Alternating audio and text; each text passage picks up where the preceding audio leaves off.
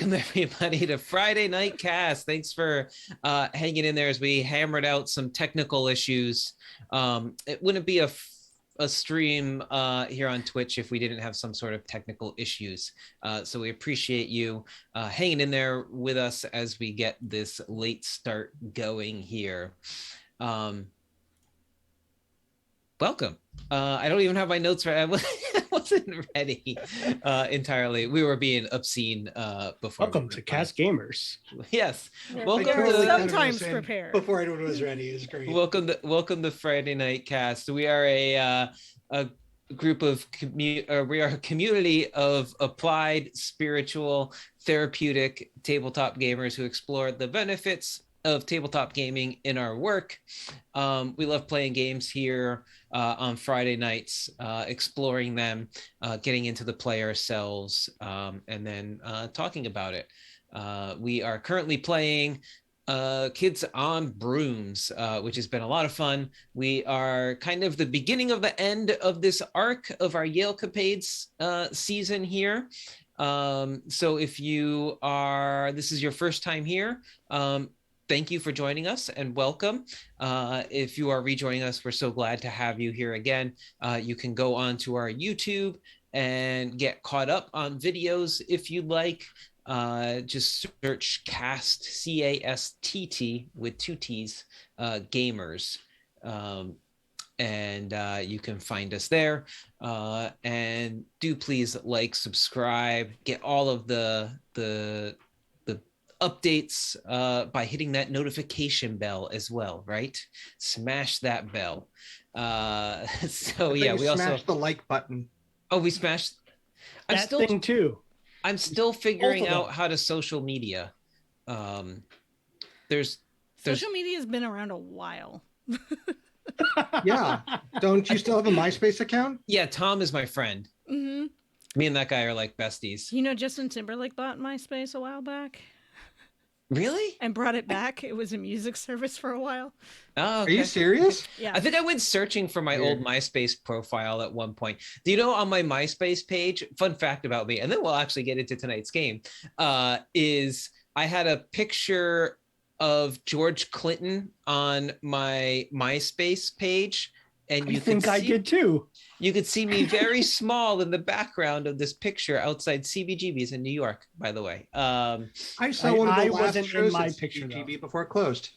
Yeah, I did get to go there before it closed as well. So anyway, so fun fact, I don't know how we got there exactly. Let's get into some announcements next. We have a few of those to get through before we start our game tonight. So Tim, give us some announcements. Sure.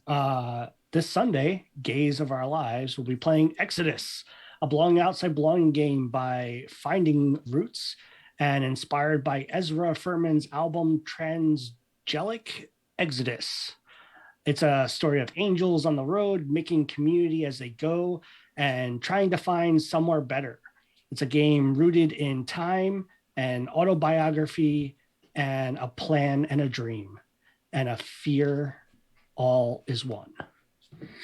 On the 27th, we will be hosting the first ever Tabletop Transformations. Join Menachem and Tanya for a premiere episode of Tabletop Transformations. Menachem, would you like to tell us about Tabletop Transformations? I've learned a lot about myself by playing role-playing games. That's why I'm here at the cast of CASTT. And we're going to talk about the intersection of games and spirituality. Not religion, though we'll sometimes bring up religion. We're going to start with the first episode where we're just going to introduce ourselves and the topic. And then every month after, we're going to play a game, hopefully with the creators or sometimes with ourselves and other people, and then talk about the spiritual themes and applications in that game. Awesome. I'm excited for that. That'll be the fourth Friday of each month. Is that Thursday. correct? Thursday. Sorry, the fourth. 8:30 Central. 9:30 6:30 Pacific. Convert to your own time zone. On February 11th, Friday Night Cast, we play in Venture Village. Everyone get happy because that's a game I created. with ninth level games, and I'm super excited for it. It's Venture Village. You are an animal in a world of animals where you go to school, help around town, and have fun adventures with your friends. On adventures, you'll work on social emotional skills and learn how they work. And Venture Village is designed specifically for younger players with the added level of tools for the use in therapy, teaching, and in at-home skill building. Hi, I'm Scoot the Skunk. I'm the that is two-time Scoot. winner of the Venture Village Battle of the Bands. See you there. Bye. I love Scoot. Fun facts. That's true. That- I was that there is for true. one of those. You can help bring Venture Village to life starting February 8th on Kickstarter. Woo! Ooh, shall I put the link in the chat? Yes, please. Boom. Done Boom. and done. Boom. Check it out. You can sign up on the Kickstarter page for when it launches, and please help us fund it. And you're partnering with ninth level games for that, I believe, right? Absolutely. Yes. Exciting Yeah. stuff. Is that it, Tim? Was that the last of the announcements? Well, I will say one last thing. Keep an eye out for some other announcements that are still to come within the next month. Yeah, we've been working on trying to get some new shows, some new content, more discussion on these games and the uses that we're super passionate about here. So we're happy to share those with you. Keep tuned for those things and learning what we'd like to share with you all. So Tomorrow night, Hallie and Hallie is on the cast of Gaze of Our Lives, are going to be starting a new stream starting in the Real Women of Gaming called Tankard's Tales and Travels, I believe is the name we came up with. Nice. And we'll be streaming that every other Saturday for a while, Saturday evenings. for a second, I thought that was like an all barbarian party or something, like when you were like tanks, but it was tank. Yes, you, Hallie. All right. Yes, lots of fun things going on there. So yeah, definitely stay tuned for all of that great stuff. Any of the stuff from CASTT you will be able to check out right here on our Twitch page. So you can subscribe to that Twitch as well and get a set up those notifications when we go live and check it out for sure. If you miss any of that stuff, again, on the YouTube afterwards, you can always get caught up on your own time as well. And before we get into our game tonight, just a shout out, as we like to do, of the game designers of the game that we're playing tonight, playing Kids on Brooms. If it weren't for these wonderful game designers, we would not have these awesome games that we enjoy so much and like to play.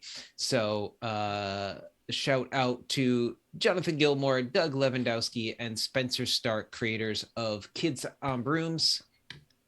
You could check out the game on you can purchase it if you're so interested on renegadegamestudios.com/kids hyphen on hyphen brooms.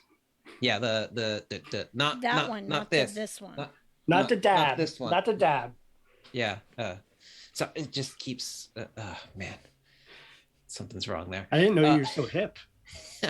I just play one on TV or the internet. So yes, check that out. Also check your local game store if you're fortunate enough to have a local game store that maybe carries stuff by Renegade Game Studios or some more indie titles. Highly recommend going to your friendly local game store. Not your unfriendly local game store.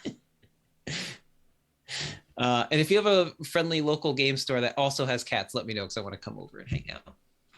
No, I won't either. Remember that game store I was talking about earlier, guys? It is also going to have cats in it now, by the way. The musical or the animal? The animal, the move. It's just going to show the musical movie in the background the whole time. With or without butthole?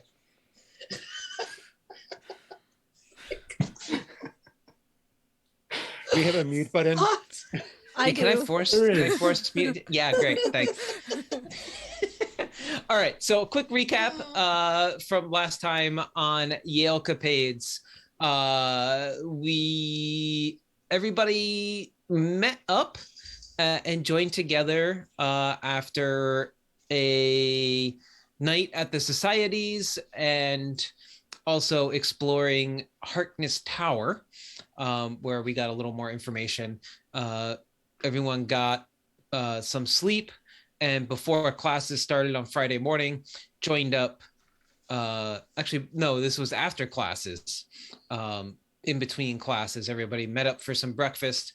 We found out that Calvin was missing because he was found naked in the middle of the New Haven Green, and the police had so kindly escorted him to the police station, where he was told that he needed to call somebody to come pick him up in order to be able to leave.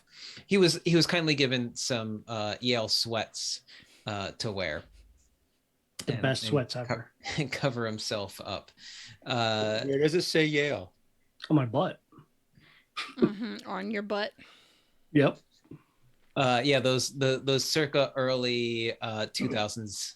I will tell you, I went to the University of South Carolina, so there used to be a word written on people's butts when they would run around. We were the Fighting Gamecocks, so just use your imagination a little bit, and you can imagine what was written on people's butts when they would be running around campus. I'm feeling a little bad for Scott because we said we should mute Scott, but yeah, I was about to say, but you say I should get muted. But I'm the host. I got to make it fun and interesting. We got to get it. We're running late. We got to get into this playing. Yeah. So yeah, exactly. Yale jail merchandise coming soon. Yeah, perhaps. So Yale jail. Calvin was able to get out of Yale jail over breakfast, shared with everyone what had happened, and some discussions of previous encounters were had. And after classes in the evening, a number of the party went to go see Lexa's dad.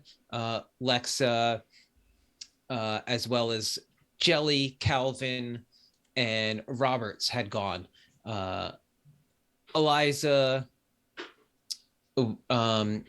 and Riley were going to stay behind and hang out. However, Riley tailed after them, and Eliza, as a good student, went to study in the library.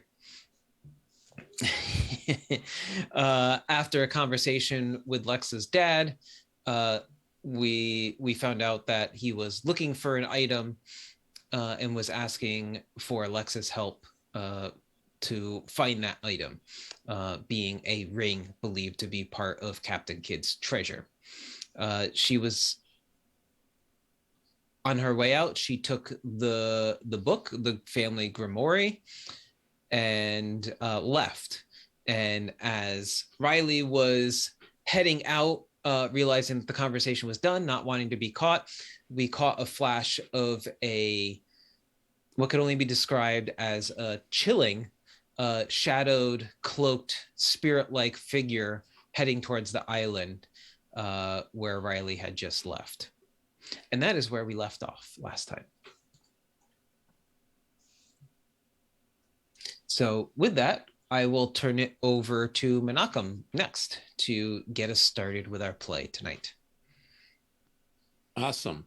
So as we like to start play, we do an introduction to get us into the magic circle.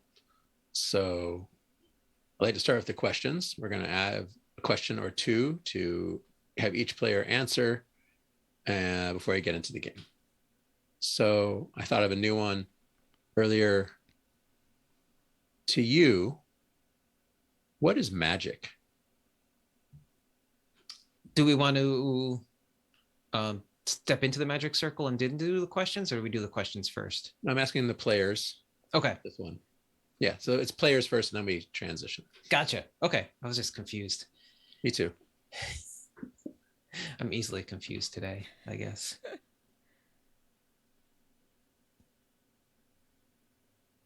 I guess I'll start. Magic for me is mysterious and transformative. That's what I think magic is. That's how I feel about it.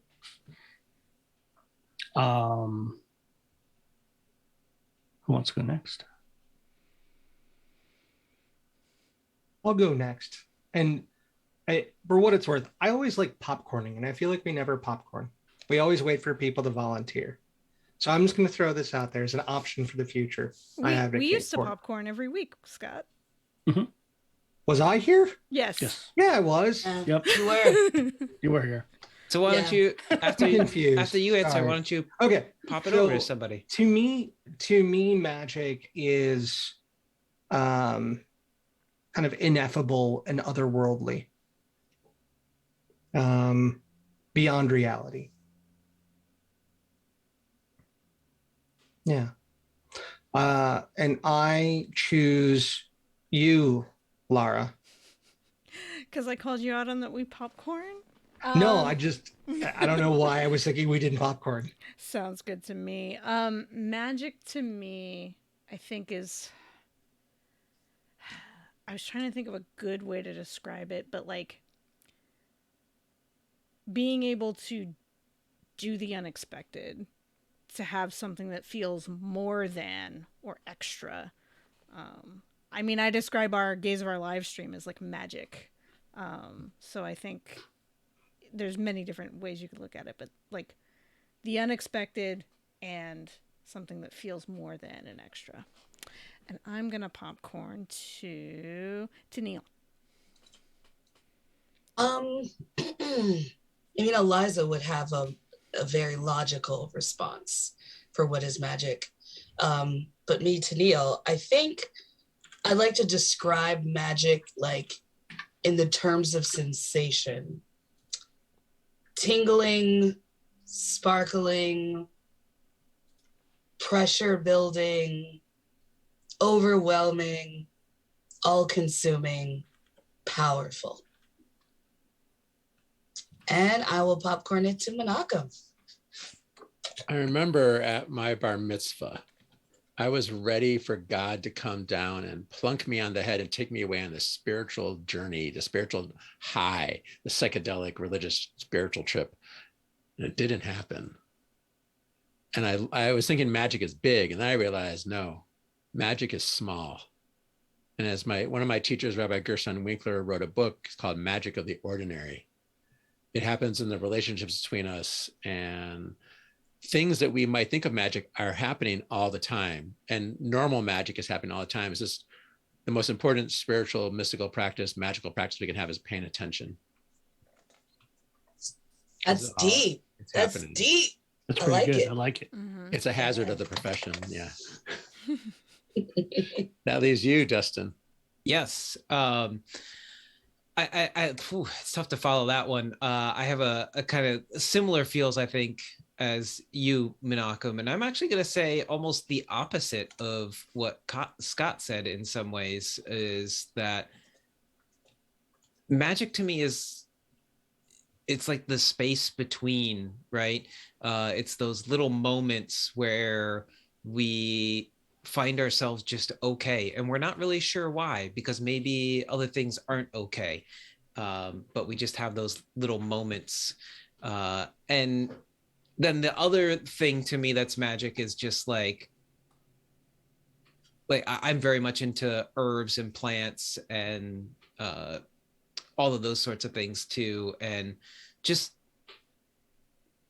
like when I go for hikes, I'm always looking at the plants around me, and just like little friends that are always there kind of following along wherever you are. And it's like you're never quite just alone, even though you may be by yourself. And that moment I find to be magical sometimes too. So, but yeah, that's me. Thanks, everybody. Let's see how magic manifests in the game tonight. Yes. And about the game, what are your questions, comments, concerns about tonight's game? Same order. Questions, comments, or concerns? Well, I think I have lots of questions. So I don't think all of my questions will be answered tonight, though. So I'll try to relate it to something that might happen tonight, which is what's going to come from the fall of the book. The book is an important thing in mine and Lexa's story. And I feel it's a stronger part of Lexa's story, but it does involve Calvin's. And I'm just really interested to see what happens with it. Scott.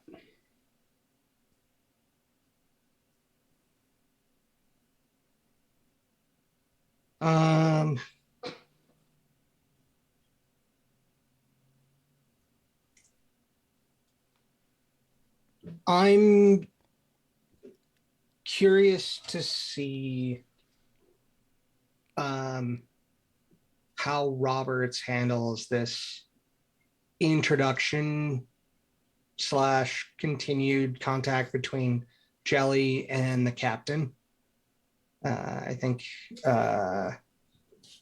Roberts is in a weird emotional space with all of this, with the captain, with the rest of the group. So I'm not really sure like how this is going to play out. I'm very curious to see how it will go. And Lara. So this is my first time back ending the show, so I hope it goes well. Seems to be working well and going all right. I hope it continues to do so. I think I did the hardest part. So that's on my mind tonight. Questions like, I'm like, what's gonna happen? Like, Riley's gonna turn around. We're gonna go back, and like, where's Lexa?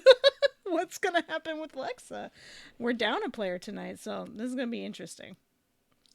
And Tennille.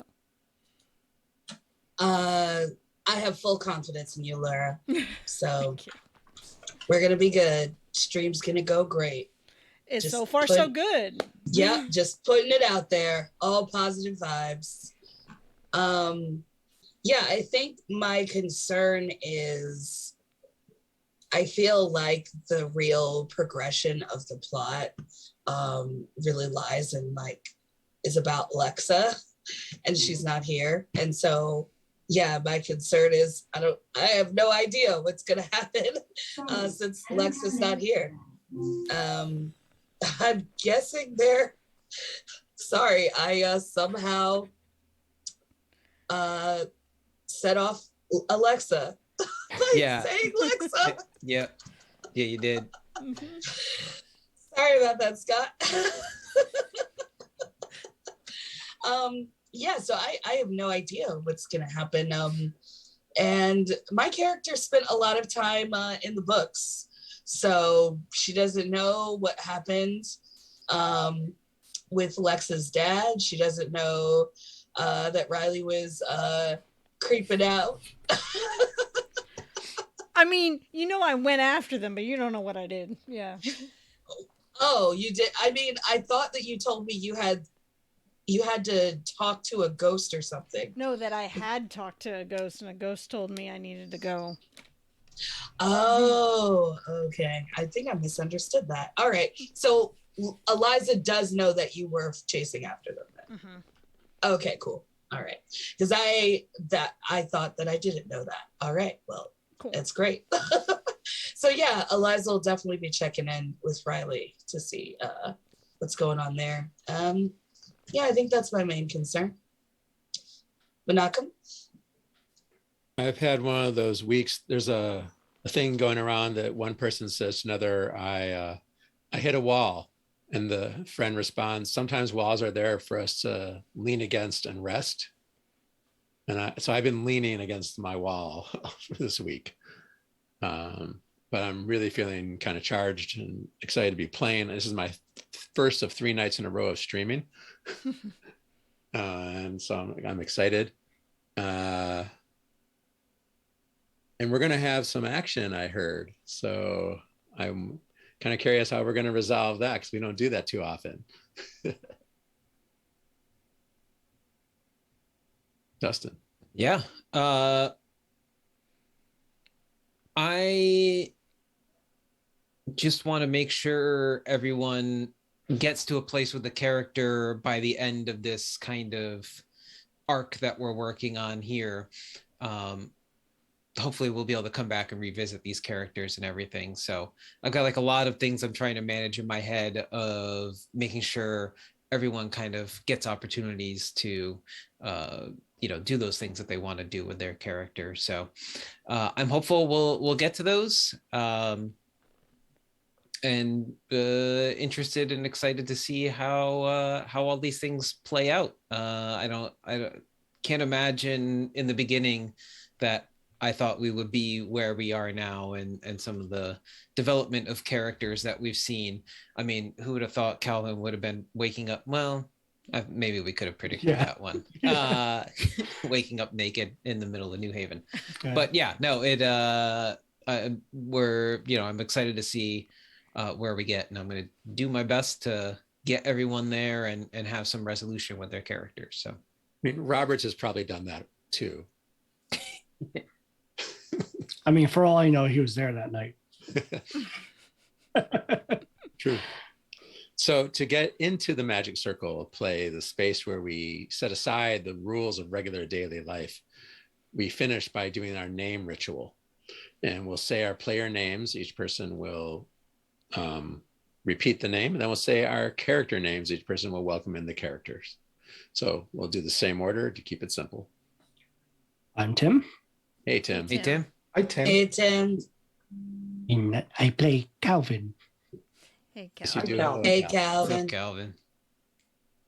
I'm Scott, Hey, Scott. Hey, Scott. and this evening I will be playing Roberts. Roberts. Hello, Robert. Hey, Robert. Hey, Still don't know Robert. if I like your Roberts. I'm Laura, Hi, Laura. Hi, Laura. and I'm playing Riley. Hello, Riley. Hey, Riley. Hello, Hey, Riley. Thanks for bestie. spying on us. I'm Tennille, Hello, Hey, Tennille. Tennille. Hey, Tennille. and I play Eliza Goldenflower. Good evening, Eliza. Hello, Eliza. Hello, my love. My name is Menachem, Hello, Menachem. Hey, I'm Anakam. and I am playing Jelly the Jalanthar. Jalanthar, good to see you. Hi, Jelly. Jelly. And Scott, you're muted. I am Dustin, Hello. Hello, Hey, Dustin. Hi, Dustin. and I'll be your game master this evening. Take it easy on me, Game Master. Hey, Game Let's Master. We're all see what you going have in to store die. for us, Game Master. For the record, Tim, it was your idea I to do it wake to up myself, naked. so, yeah, I Yes, get it. in the middle of New Haven. So He did do it to himself. I Game Mastered myself. I'm sorry. It makes for an interesting story, and honestly, it's right along with his character. So We call it player agency. yes, Yeah. put your characters in whatever awful situations you'd like. I have no problem with that. All right, so we're gonna pick up tonight. I actually want to start first for a moment over with Eliza. I oh, pointed that way as if I know she's over that way. I don't know where. Everybody she is that way for you. Okay, cool. Yeah, that that's is true. true. no, That that's is true.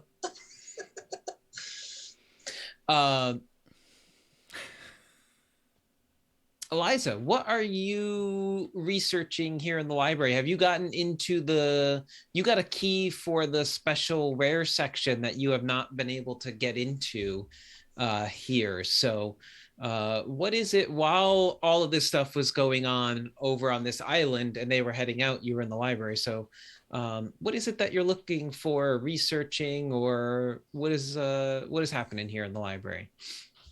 Yeah, Eliza is researching anything to do with somebody having their magic reduced or having their magic like taken from them. Any information on like how that can happen, or if that's happened, how did it happen? Things of that nature. Yeah, so you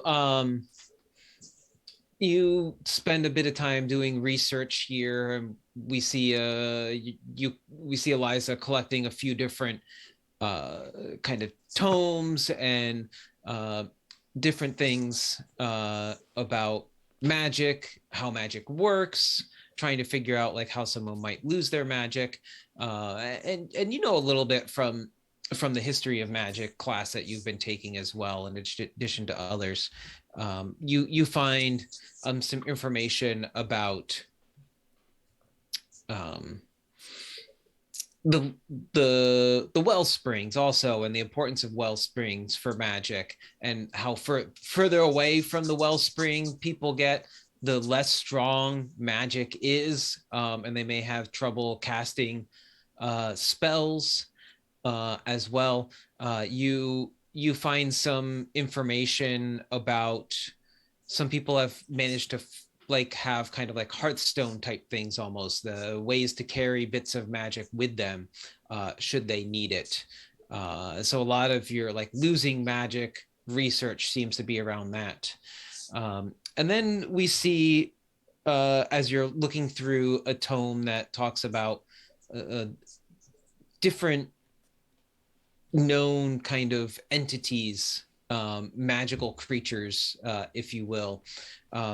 We see kind of over your shoulder as you're doing some research, and you see this shadowy, cloaked, spirit-like figure or entity on a page, and we just see the word next to it, leeches. And as you go through this, and as you're looking at this page, you see a little information about what these creatures are. These are cold, shadowy, cloaked spirits that feed on the memories of the living to sustain themselves. Some notes here say that they mostly come out at night or in dark areas, as they can travel nearly unseen to the untrained eye due to their dark appearance and ability to blend into shadows.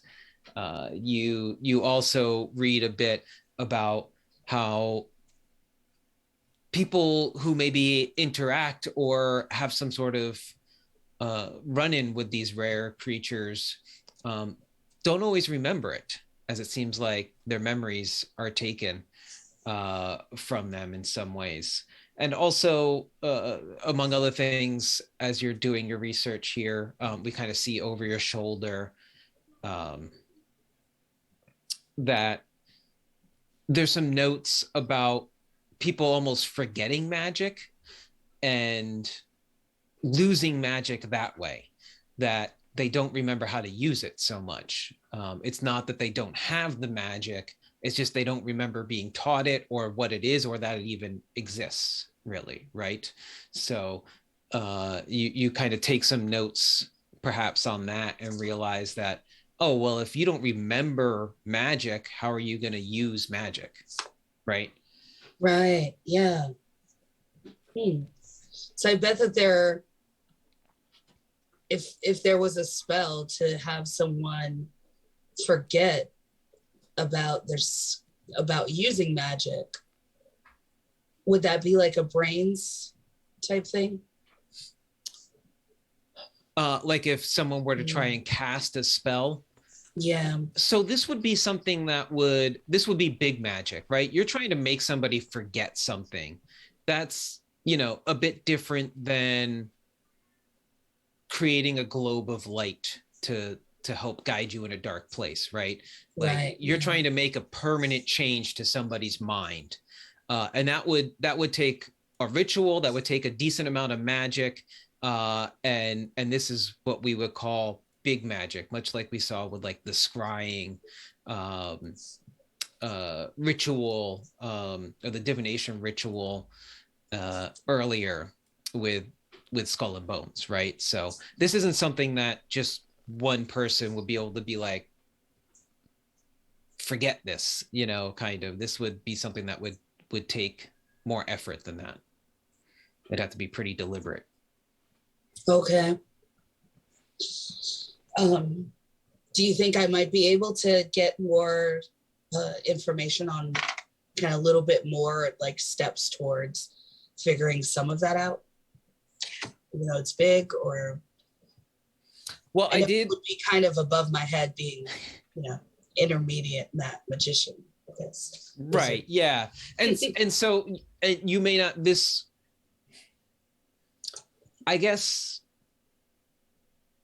you're not able to find anything in these books really about how to do something like that per se. You could see some allusion to needing like big rituals to be able to do something about that, and to like make somebody forget, or like to alter or change someone's memory about something would require a decent amount of magic and energy and a ritual of some sort to do it. Okay. So, yeah. All right. And I know I sent you some more notes than just that. Yeah, you did. So we won't give away too much here right now. So awesome. As you continue to do some research there in the library, trying to gather some more information that you can about how somebody's memories might be altered, maybe more about these leeches, where they come from, things like that as well. Maybe how to fight against them, or what you could do about them.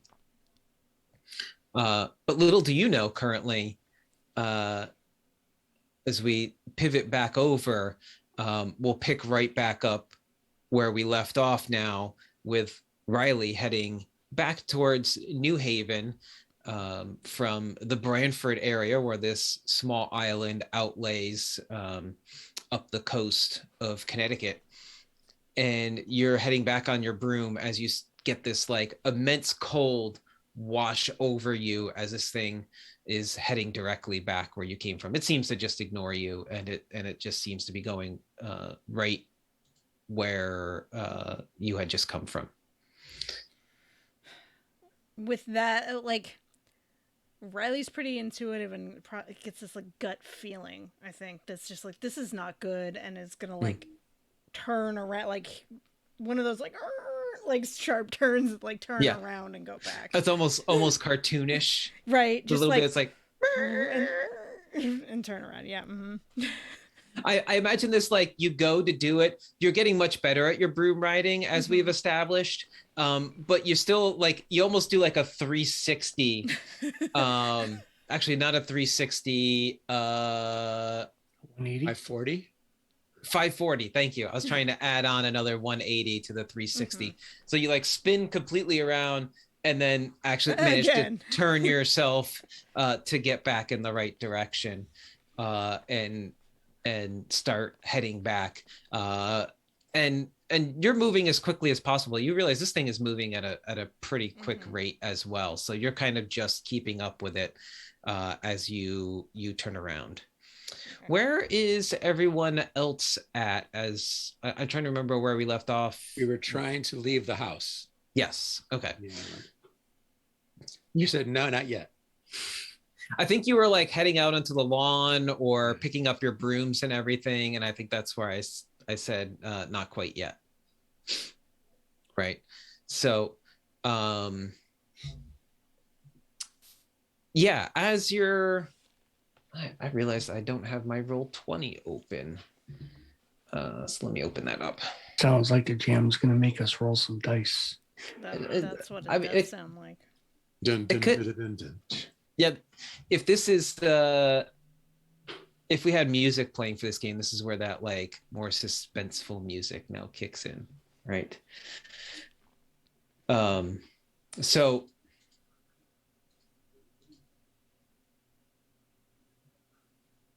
I'm trying to think. Jelly, you might have the highest brains out of anybody here. I have it. It's a D20. You might have I have +2 in my magic for it. Yeah. So you're kind of the first one who notices this as you're kind of gathering your things and getting ready to take off and head back. And there's a sudden kind of chill. At first, it almost just feels like a little breeze. We're in New England. It's in November now. It's not uncommon and you're kind of out on this open island as well on the shore. It's not uncommon for a breeze to pick up and just kind of get that little like chill and some goosebumps to come on as a result. But as you're standing there, something in the back of your head is just like, something's wrong here. I think the old man's fucking with us. What do you mean? Pay attention.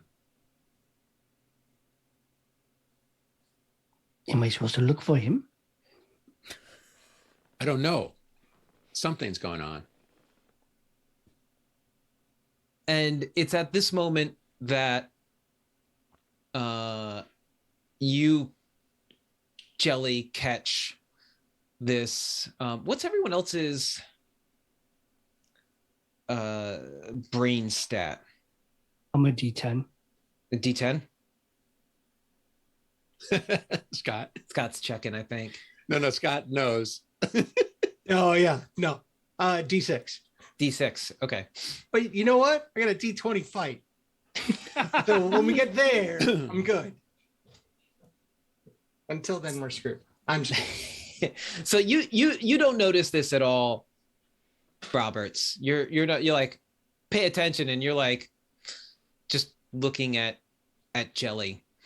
Or I don't know, you're like, that's I'm paying attention to you. You're like, is that a tennis court on this island also? Did you say tennis court? No. And at which never point played it. you distract Calvin, but Jelly, you see this thing come down, and it happens very quickly at first, and this thing comes down and pauses in front of Lexa, and you see Lexa go blank for a moment and then fall backwards and faint, basically. And I'm gonna run to Lexa. I mean, when can we react? Tell us when we can act. Sure. It kind of, oh no, there goes all my notes off the table. So as that happens, I imagine you definitely catch this, and maybe this is when everyone else starts to clue into it. It then kind of, you look and you see this like tattered dark cloak. You like, as it's up against the night sky, it's very hard to see, but now as there's some lights behind it, you suddenly realize that there's something blocking the light, and you see these kind of tattered cloaks in shadows and just blank under the hood of this basically spirit-like figure, and it seems to look at the rest of you and starts to move. And what the hell is that? I have an idea to what to do. Anyone else? Sure. I'm gonna run to Lexa. That's what I'm going to do. Okay. Yeah, Lexa has collapsed on the ground at this point. Roberts? So I see this thing now. You do. Jelly, I'm going to say Jelly is the first to react. So let's resolve that first then, because you are the first one to notice this coming. So Jelly, what are you going to do here? I'm going to attempt to open a portal in front of it with the other end in the old man in Lexa's dad's library. Okay. And move the portal over it so it ends up in the library. Now you're thinking with portals. Am I not allowed to say that? Is there copyright? No, I don't know what that's from. You can say it. I don't know the reference. The Is game it video portal. game? Yeah, that's what I wondered. Oh, okay. I thought it might be. I'm not a video gamer. Did we say what portals, what type of magic? Did we say that's I think it was brain magic? situational, but I would think maybe flight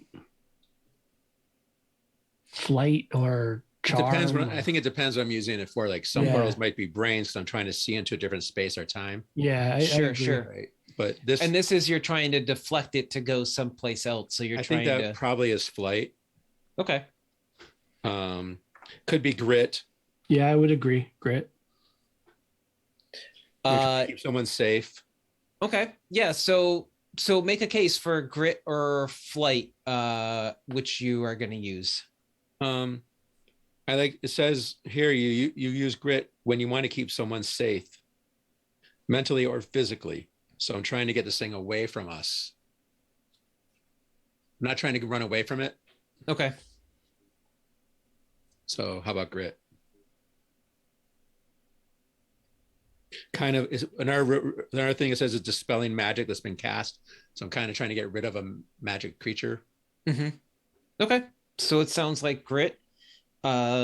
This is not going to be easy. You've struggled with your portals a little bit. You haven't quite refined your portal skills yet. But I did escape from the no magic room by making a portal. You did. But I understand it'd be difficult. Yeah.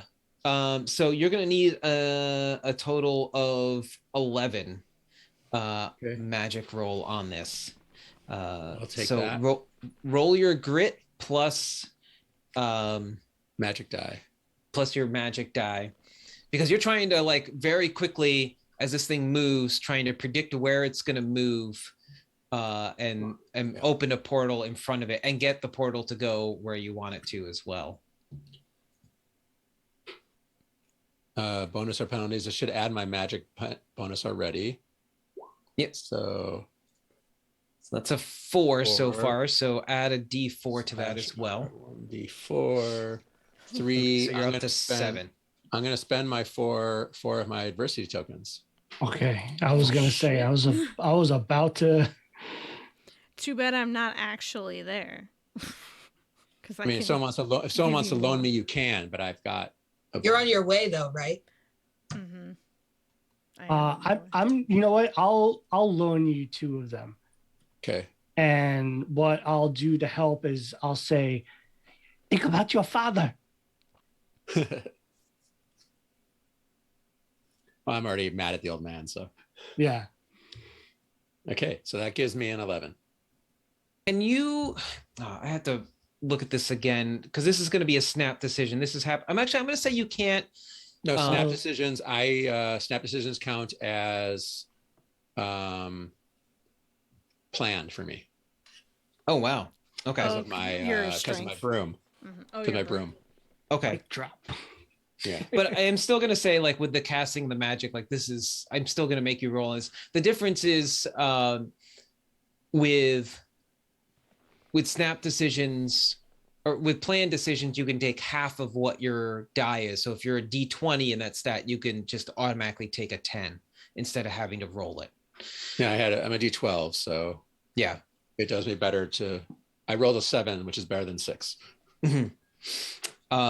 Yeah, so you do manage. Wait. If I take a 6, that means it gives me 2 more. Because I got a 4, so I'll take half to get up to. Because you're thinking the magic die is added on top of that roll, right? The magic die, yeah. So I rolled a 4 on my D12. So if I take 6, that's better.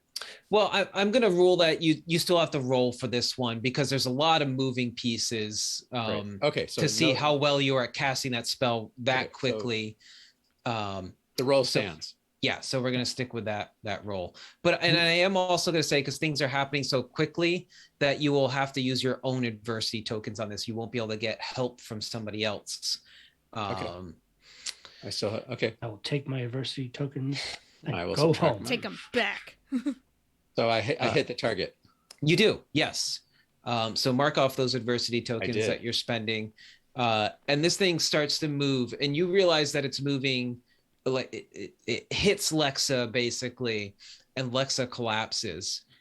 You suddenly realizing very quickly, Jelly, what is happening. Go to open up a portal as this thing turns and heads for Roberts next. It seems to zero in on Roberts, looking around very quickly.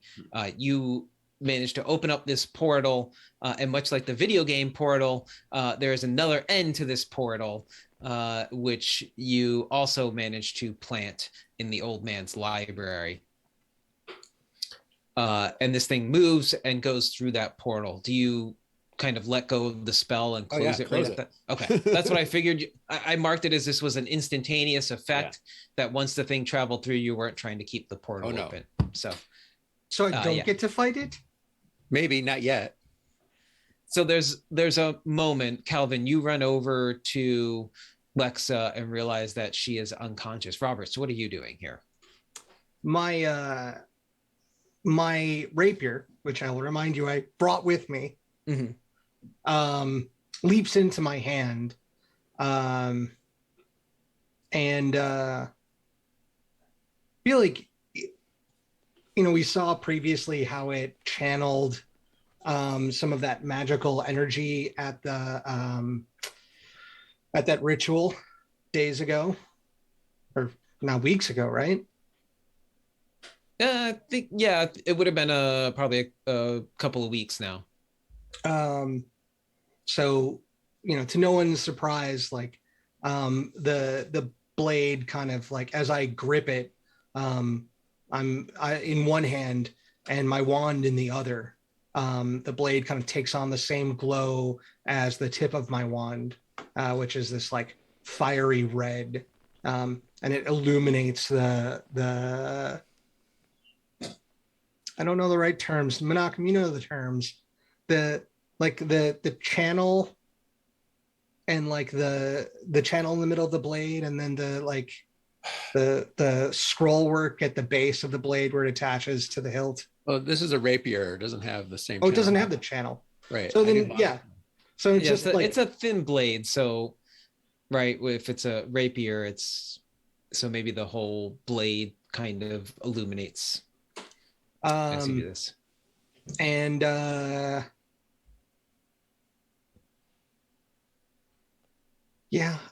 mean, like, I hate to say that this is like Robert's thing, but this is Robert's thing, right? Like he sees the thing move through the portal into the other room. I think inside we're of the outside. house. Yeah. So I'd say you're not quite sure where so I don't have Jelly eyes on sent it. Yeah, you don't have eyes. You're not sure where. I'm not you going to could go. ask. I'm you not could going to go ask Jelly. bursting.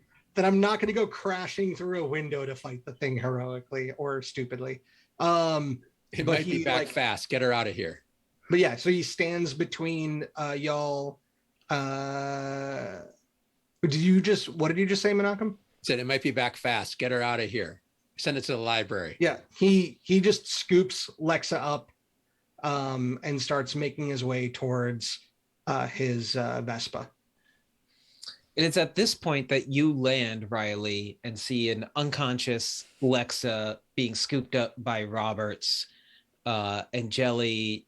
You hear Jelly before you land. Get her out of here quick, or get her out of here. It might be back quickly. And Roberts scoops up an unconscious Lexa, and Calvin's just kind of like, what's happening? Snap out of it, Calvin. I'm like, her first instinct would be to run to Lexa, but like hearing all of that, like would want to, I would know, I think that things are kind of under control, and just like run over, just like look at Lexa and Roberts, and then go, Calvin, what are you doing just standing here? I wanted to save her, but this imbecile took her. Get her out of here. The thing might be coming back. One of my trope questions, the answer is keeps cool under pressure. So that's why I'm kind of giving commands and all. Does anybody act on that? I already said, like, I'm taking it to the Vespa. Okay, over to your broom. Well, at this point, it would be your broom. It's turned into the broom again. Yeah, because you're like outside of the city, right? The whole idea of it looking like a Vespa is a way to kind of like blend your broom into the city, like your transportation in the city, kind of. And I kind of like frown as I get there, and I like look at the rest of the group, and I'm like, I'm a terrible flyer. Then Someone else is better. Riley is gonna run over and be like, Like, fine, he's- I've got her. And like Lexa on the broom. And I'll kind of have my I'll like take my broom and Jelly's broom and like bring them back over towards Jelly and I'm stand. holding. I don't let go of mine. I always. Oh, you Staff. still have your broom? Yeah. So then I'm just standing next to you, like waiting for the thing to come back. Before anything happens, I want to look around to see where the book is. Sure. Yeah, she had picked it up and was carrying it. It is laying next to where she fell. She kind of had it under her arm. I'm gonna say. Run and grab the book and throw it in my bag. What about her? So her book and her broom are sitting there. I'm gonna take her broom too. Okay. It's at about this point then, as there's a bright flash that comes from within the house, and you hear a crash of a window. And Riley, you would know that this is a window just outside the library because it was the same one you were looking in earlier. And there's a crash, and I'll say, Jelly, again, with your high brains, you see this, but it's probably pretty difficult for others to see this shadowy figure coming out of there, seemingly almost repelled by whatever this bright flash was that happened with inside the house. Calvin Roberts, get ready to fight. Riley, get her out of here. I'm going. What does that look like? How do you maneuver an unconscious Lexa onto the broom with you so that she doesn't fall off? This is funny. My characters have like this way of motorcycles, brooms, and like hurt or unconscious people, I think, is a theme in our games. I feel like being able, like, she would be in front of Riley, and Riley would be trying to hold on to her and the broom. Okay. Like one arm around her and the broom with the other hand. Okay. This is going to slow you down a little bit. You will not be able to travel at the speed you were before because you're making sure Lexa doesn't fall off. Right. So. Right. Okay. I'm gonna try to focus as much as I can and turn into a were raccoon. Okay. Then I'm going to take to the air as air support. So Jelly takes off, and now it's me and the No. I say I'll be air support, and I fly about 15 feet above you guys. Right. So you leave, and it's me and the were raccoon against the Dementor. I'm not leaving. I'm going in the air. You're leaving. No. Goodbye. On the island, in the air, hovering around. I understand conceptually. Roberts sees you hop on the broom and fly off, and it's him and the raccoon fighting the black hooded. Remember, his brains roll is not so high. It's a good point. And he just kind of like you get up in the air and it's dark, and he thinks you just took off off without him. And he looks down at the raccoon and he says, "Well, I guess you are worth your weight." Has anyone here actually seen you transform like this? Like Jelly, blatantly transform? Jelly would have. Lexa would have. Wouldn't we? I'm assuming Eliza would have. Yeah, I'm thinking at some point, Calvin would have transformed in front of Eliza. I know Roberts didn't. You wouldn't have done this in class? No. Okay. So, Robert, this is not a shock to you as you're part of Wolf's Head also, and you're learning these transmutation abilities that you can try and channel. But you are a bit shocked as you see Calvin transform into a were-raccoon, basically. I mean, what can only be described as a person-sized raccoon, basically. And I'm trying to look here.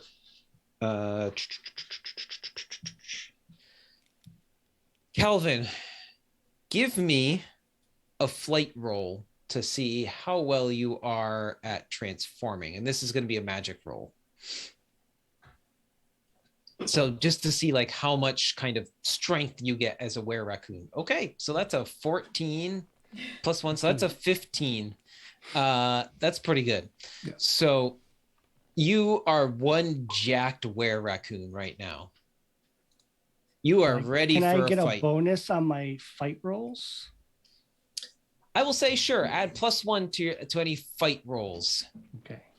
Stat rolls that you make as you've made a good transformation here. So that's kind of interesting because if you rolled badly, it would be a -1 then, right? And in the middle would be maybe nothing. So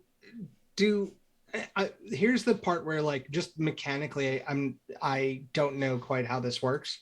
So like as we start a fight, right?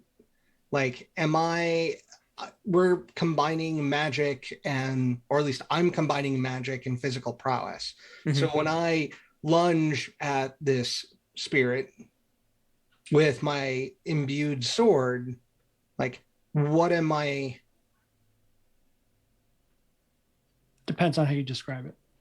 Yeah, I will describe to me what you want to do or what you're trying to basically make happen, and I will let you know what you should be rolling, basically. Like earlier in the game, I charged up my staff with magic and swung it at something, and I made a fight roll. Right. So I'm curious, like, do I make a magic roll now as I'm imbuing the sword, or do I make a roll when I'm attacking the thing? I'm not going to make you roll to imbue this sword because I'm going to say that it has some magical energy in it already. So that's pretty easy to do, and you're able to just do that. Okay. All right. So it's at this point that Jelly, you notice this thing. You hop up in the air, Jelly, to take to some air support. Roberts, you ready yourself and look over and see Calvin just like transform into your new sweats, man, are ripped and destroyed. Are they like that merchandise we're gonna get? Are they like Hulk pants now? Like they're ripped at the legs? Is that the shirt is gone? We'll let you keep your shorts. Wouldn't be the first time. Yeah, I've lost them. So yeah, you're the really legs stretching out the Yale. Yeah, that is some juicy Yale. Your legs are so bulky that it rips. They're just shorts now. They're no longer sweatpants. But the fur fills in and helps keep you warm in between. So all of the ripped clothing. But you look over and you're like pretty impressed to suddenly see this rather muscular, slightly larger than human-sized raccoon next to you, but also still kind of Are you ready to fight it? Okay, you're telling me I saw something. Yes, it is. You see it out of the window. It seems to kind of like get its bearings of where it is and looks over to the group and makes a move again. This thing moves extremely quickly. It's coming back in at the us. Air. And as above you. Yes, as you hear that from above you, Roberts, I need you to make a brains roll for me. Really? Magic based? A skill? Nope, this is going to be skill based. Let me check my notes. Did it happen? Oh. Did it roll? I don't see it in the Roll20 chat there.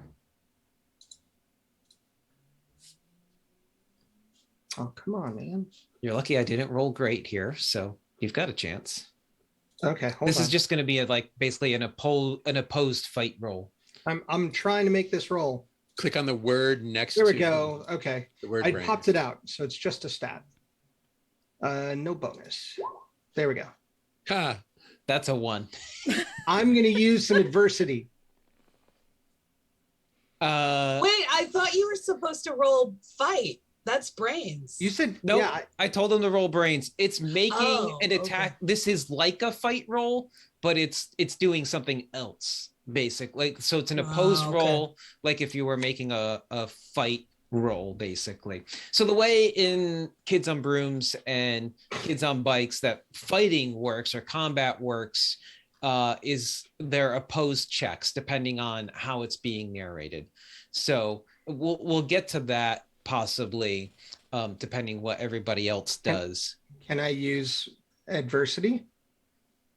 Yes. So it rolled poorly. It rolled a 6 against your 1. And what is it doing exactly right now? It turns, it kind of like zeroes in and it sees Roberts and it flies super fast at Roberts and seems to almost be like going to move through him. I will like help. it's just flying straight at him.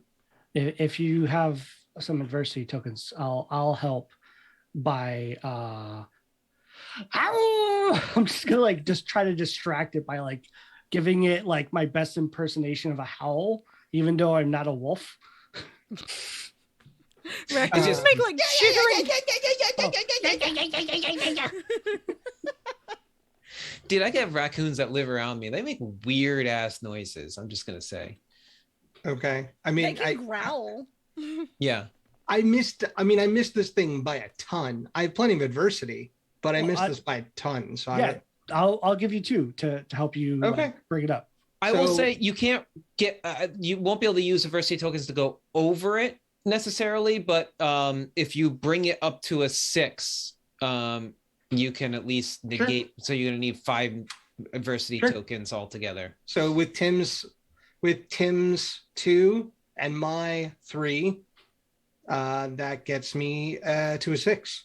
Okay, so mark off those adversity tokens as it comes for you, and all of a sudden you hear this raccoon next to you make some weird noises. That's somewhere between a yell, a yelp, and a howl. Mm-hmm. And it seems to throw this thing off as it just goes over your shoulder as it's flying at an unruly speed at you.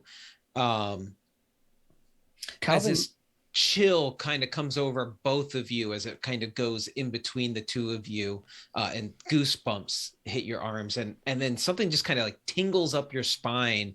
And again, you get this feeling similar to that Jelly had, is like, this is, something's not right. Like this is. Can I riposte? Yeah. What would you be doing? Well, so it's rushing right at me. Mm-hmm. I will say now you can do something. Goes over my shoulder. I would probably like have already like raised the sword up, so that as it's going over my shoulder, the tip of the blade would scrape through it. Sure. Make a fight roll on that for me. That's a stat roll, right? That's going to be a stat roll, yeah, because you're swinging your rapier at it. So the magic is just there to like make sure that I connect. We'll get to that, I guess. But I mean, it depends how you. Yeah, I see you rolled a 6. No, I rolled a 5 and I have a +1. Oh, okay, a 6 total. Yeah. So, and generally the magic rolls are more when you're like kind of casting a spell in some ways or something also. So that's where you're going to make a magic roll against a check or a DC basically. Okay. So yeah, as this flies past you, you don't quite get your sword up in time. But you think you do. And you're not sure if the sword just kind of travels right through, or like it just travels right through the sword, or if it does dart around it. It seems unaffected by it, though. Calvin thinks that Roberts has struck the beast. So Calvin is going to, in raccoon form, climb up the side of the building and jump off the building and try to bring his claws out to tatter its whatever it tatter is its more. Tatters. Yeah. Tatters. I want to tatter. I want to shred it. Sure. Make a fight roll for me. You're just like using your claws on this? Yeah.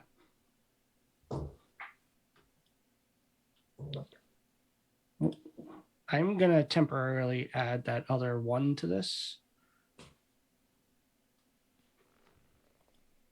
So yeah, you have I said a +1. Yeah, I already have a +1, so I'm going to make it a 2 for right now Sure. during this. So that's a Hey, that's a 3. Did you add in that 2? I did. Oh, you don't. Fight is not your. No, not it's the worst. Okay.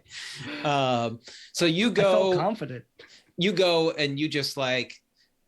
You see Roberts going a heroic move at it, and you just like lunge at it and just miss it.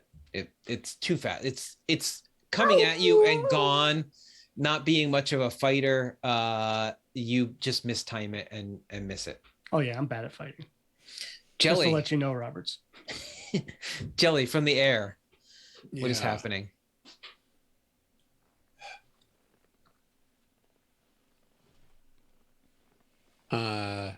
Okay, I teleported it away just a little bit. I'm going to try and teleport it further away. I'm going to shout out, help us fight it. Okay.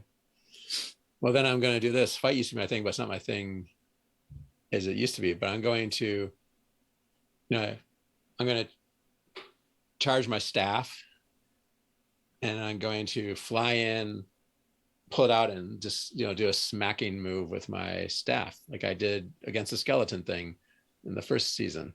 Okay. Stupid skeleton thing. So what do you do? Like, are you putting magic through your staff or something? Yeah. Or Yeah. Okay. Yeah. So you're just swinging this thing down. So you're gonna make a fight roll for me also. But my fight roll has gone down since then. This is a stat roll. It should get that. No bonuses or penalties. That's better than you guys have been getting. So you're flying down and trying to like strike it from above, basically, like come down a strike on top. As you do, this thing moves unreasonably fast. You're like timing this perfectly. You're remembering your fight against that skeleton and just like smashing that thing to smithereens. And as you come down and swing, it has already moved towards Roberts again. Riley. Mm-hmm. There's a bunch of text messages happening in the background. Yeah. Here. I'm having a hard time keeping up with our chats here of what's happening. Calvin, you do not have your phone on you because you've ripped all your clothes off. Just for the record, Eliza, you do not know that. So if you are texting Calvin, Calvin is not getting this. That is perfect. Do I have my wand? Go figure. Calvin's communication is poor. Mm-hmm. I mean, he just disappeared for I don't know how long and ended up naked in the park and went to jail. So, yeah. And you barely charged your phone before I go. I'm gonna even say like your phone's probably close to dead again. Probably also, dead. It's back to like it's like 3%. It's like anybody have that friend whose phone is like always almost dead, and you're like, yep. What do you like? Do you just not like? How do you like? Just charge your phone. Like, I imagine it's a conversation Eliza and Calvin have had at some point anyway. Yep. Like, oh, sorry, I didn't get your text message. Like, did you charge your phone? Be like, no. Oh, I forgot again. So Calvin, you were saying, do I have my wand? Yeah. Do you have your wand? Did you keep it in your transformation? Yeah. Well, okay, that's fine. I would like to keep my wand. Yeah, makes sense. You're like, I need to fight. You're like, all right, I'm a raccoon. And then you realize you're not a great fighter. And you're like, I got this wand. That's right. But Riley, what are you doing here? There's some text messages. Are you just heading back? Back. I think Riley's probably like, we should go just go back to the dorm. She's unconscious. Just go. I mean, I can always play it off like she's passed out. And just weekend at Bernie's it. Partying too much. Yeah. Mm-hmm.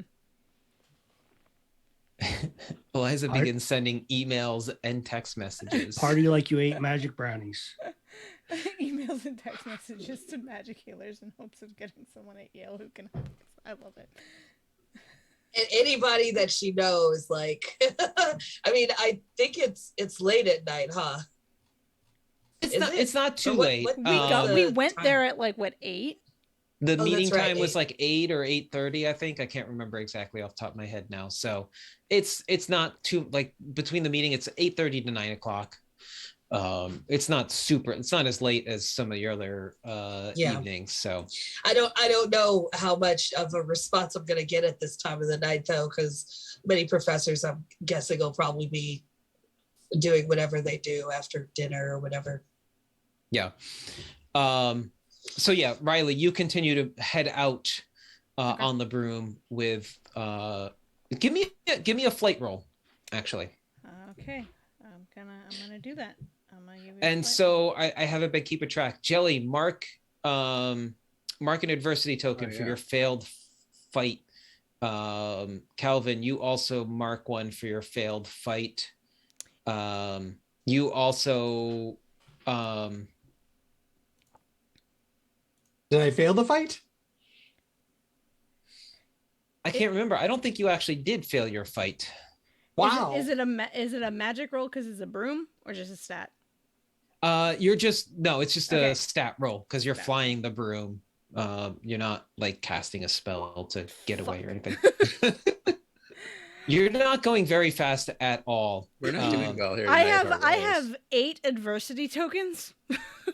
Would you like to Don't you get spend some of those to make yourself moving quicker? Yeah. How much is if I spend half of those and make it a 5? How's that gonna help me out? Sure. We'll say that will allow you to start gaining some speed as you gain a little more confidence with keeping Lexa on, and you're using your Siri or whatever sort of thing on your phone to voice to text with Eliza, and it's you're not going very fast at all, trying to keep all these things going at once. But with spending some of those adversity tokens, I say that will allow you to speed up a little bit, and maybe as I'm getting used to doing the managing. Yeah. You're not at a fast pace, like, if you were to just like bolt on your own, but you're able to kind of keep up a normal flying, like kind of like your training sessions would have been. Okay. So you're getting a little more confident with having her here. Roberts, I need you to roll brains for me. Again? As this thing turns and heads back looking at you. Let's do it. And just kind of turns up and looks at you, and you feel this cold pierce into your brain. Oh, does that explode? No, that's not. No, that's a D6, and you've got a 4 on that. That's decent. We'll see what happens. Yeah, it's not good enough. By far. So can I try to defend him? What are you doing? I want to cast a spell. That's something I'm better at than fighting. So what happens first is you all try to strike this thing. It just seems unaffected by these strikes. Whether you missed or they seem to not affected. It kind of just turns, and you realize you're face to face with this thing, and you just see darkness and just this cold pierce into your brain, Roberts. And you are stunned. You will not take an action on your next turn. And you just kind of look in this dazed moment, and you are going to lose a memory. So you could think about it. Tell me what that memory is going to be.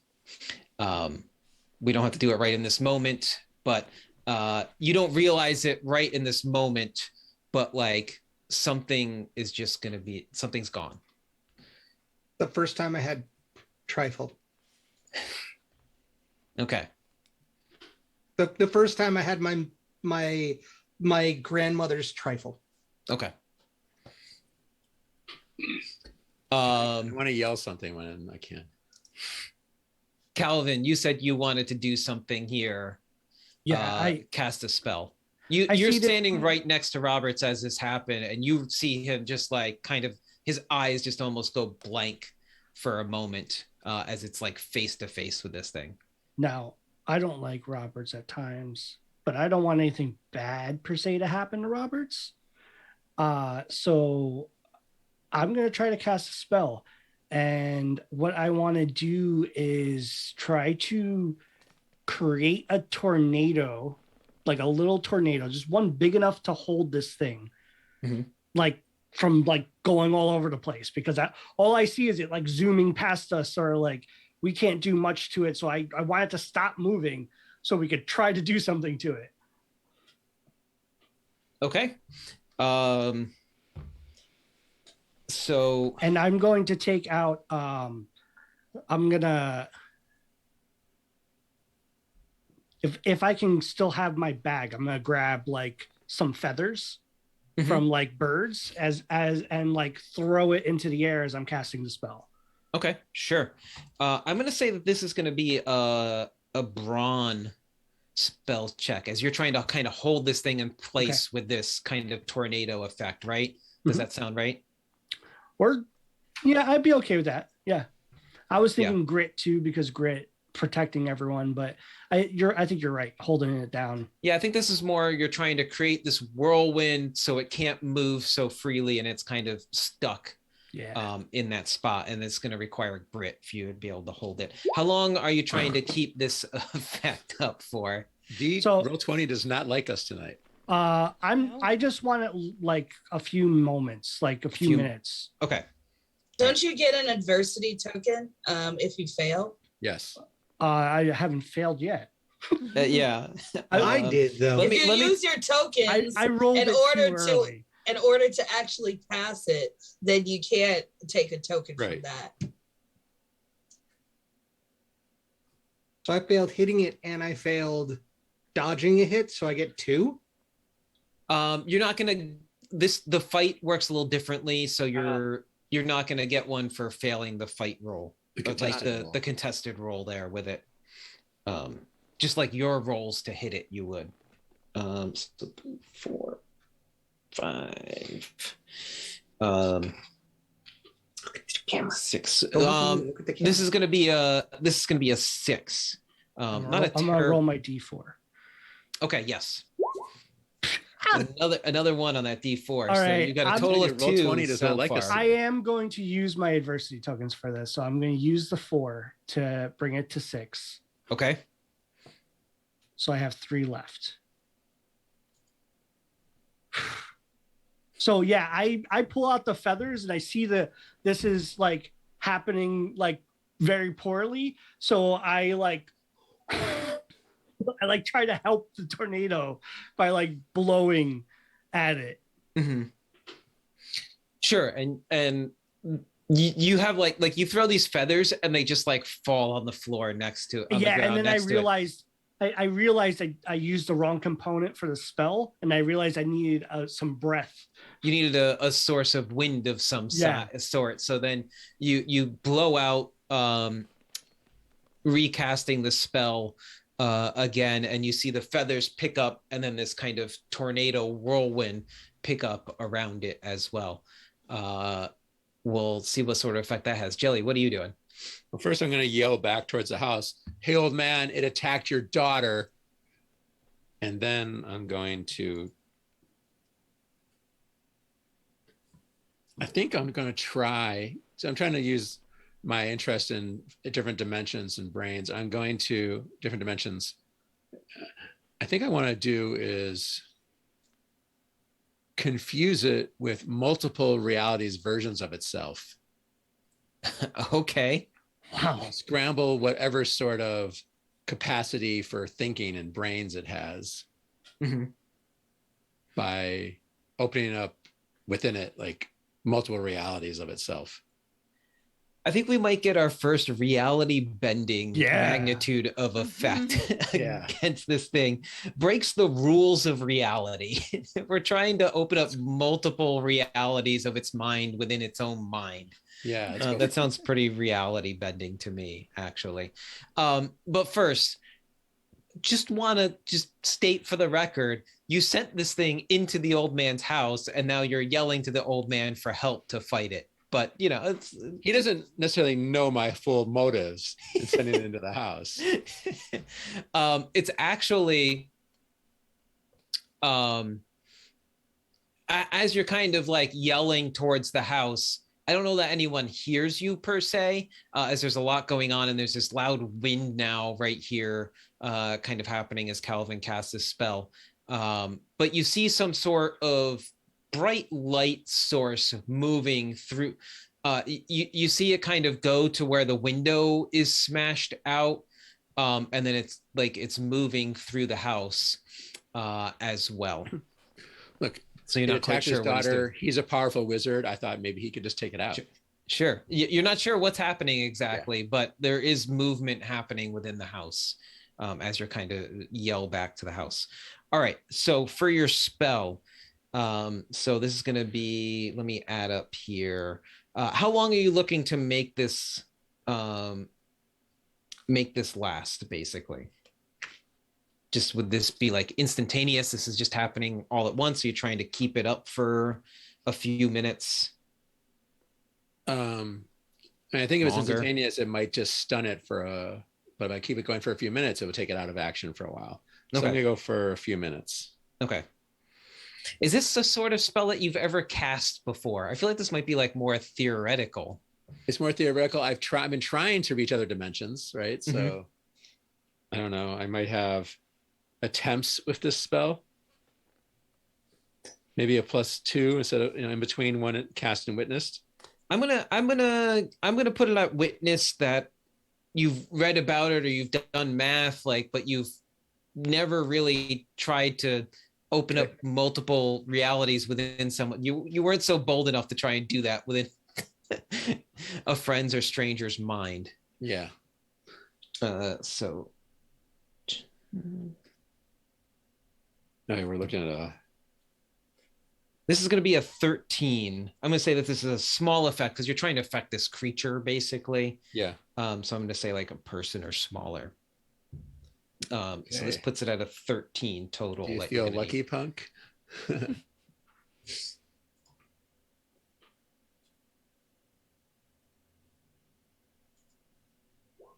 Ooh! All right. Wow. Finally got a good one with our group. Wow. That's an 18. That is an 18. Yeah. D20 brain stat, huh? Not bad. Yeah. So 16 plus 2. Nice. So Calvin, between your whirlwind holding this thing in place and Jelly's spell, which you don't really notice any visible effect from, Calvin, you're just like, he's doing that weird shit again. Mind fuckery, as I Roberts, you sit here stunned, and as this thing seems to be at least controlled, as long as these two are holding this spell here, kind of shake out of your stupor for a minute, and are face to face with this thing again, as you kind of forgot for a minute where you were in this kind of stupor, and see this thing wrapped up in a whirlwind with it now seeming in a similar stun as you were. And I'll sweep my rapier right down its middle. Okay. Are you using any sort of magic with this, or is this just an attack with the rapier? And the rapier's I feel like a lot of his magic is more utilitarian. So it's like he puts the magic back into himself, or puts the magic into like the mug, or puts the magic into the sword. Okay. So what do you do with the sword to make it magical? Yeah, what do you do? I mean, I guess you already kind of narrated a little bit that you started the fight with putting some magic into the sword with your wand, but yeah, how does it look like as this thing is stunned and you're swinging right for it? Like, what is you have your With his- rapier with his- and wand in one hand, like in opposite Yeah, hands. so he's got the rapier and the rapier in one hand, the wand in the other, and with his wand hand, he'll pull a chain from around his neck loose, and Calvin, you're just close enough to see like a ring with like a family crest emblazoned on it, like swinging back and forth, reflecting the red of the sword. And the ring begins to glow as well, as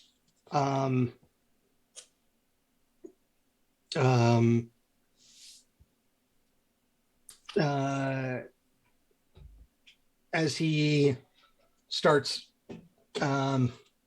chanting in, oh, didn't I put down? As he starts like chanting in, what would be the right language? Well, not because it's not. It wouldn't be Spanish. Would it be like Haitian? What are you trying to? Is I'm your not- family Celtic? No. Oh, okay. Yeah, but all the magic he learned, he learned with the captain while they were like sailing around the Caribbean. Could be a version of French. Yeah. Could be a Creole. Like Haitian Creole. Yeah. Mhm. So some like Creole, and he strikes the sword with the wand, and a jet of red energy shoots out of the sword and into the spirit. Did you just make a lightsaber, by the way? Yes. Okay. Roll a fight and add a D4 magic die to it. A He's Creole, very by the excited way, about this. Creole is a category of language where it's a mother tongue formed from the contact of two languages to an earlier pidgin stage. It's not just one language. It's a category of language. I had to look up the definition to make sure I had it right. It That's a didn't. 17 fight. Plus- All right, the rolls are back now. Plus the A D4. Plus a D4, which is a Roll it 4, again. so that explodes. Do it again. Another 3, so that's a 24 total. So yeah, this thing, this bright blast of red light shoots out from your sword into this thing as you also swing it down at it. It for the Our first time, powers combined. yeah, for the first time since you've met with this thing, something seems to have affected it. Well, the two of you have stunned it, but like it seems to have disliked what you've done to it. And That's the best shot I could throw at the thing. That's all I get is dislike. it kind of lets out this screech. And I'm going to say at about this moment, the spell that the two of you are holding on to kind of fade. And as it's kind of still screaming, you see the Lexus father now coming out with this bright, this almost warm feeling brightness at the end of his wand, like a large sphere, basically, as he heard the screeching of this thing out in his lawn, coming out towards you as well. And with this combination of things, it just actually takes off. And it again, at this like kind of breakneck speed that you had seen before, kind of assessing the situation, just darts off into the out over the water and into the darkness and off into you quickly lose track of it, as you know, in the dark sky. Which direction? Generally the same direction Riley went, or a different direction? Well, you gotta ask the GM to clarify that. He could have just forgot that I was out there. I know. He didn't. It heads in a northern direction. So it had come from the west and it heads to the north. Okay. Okay.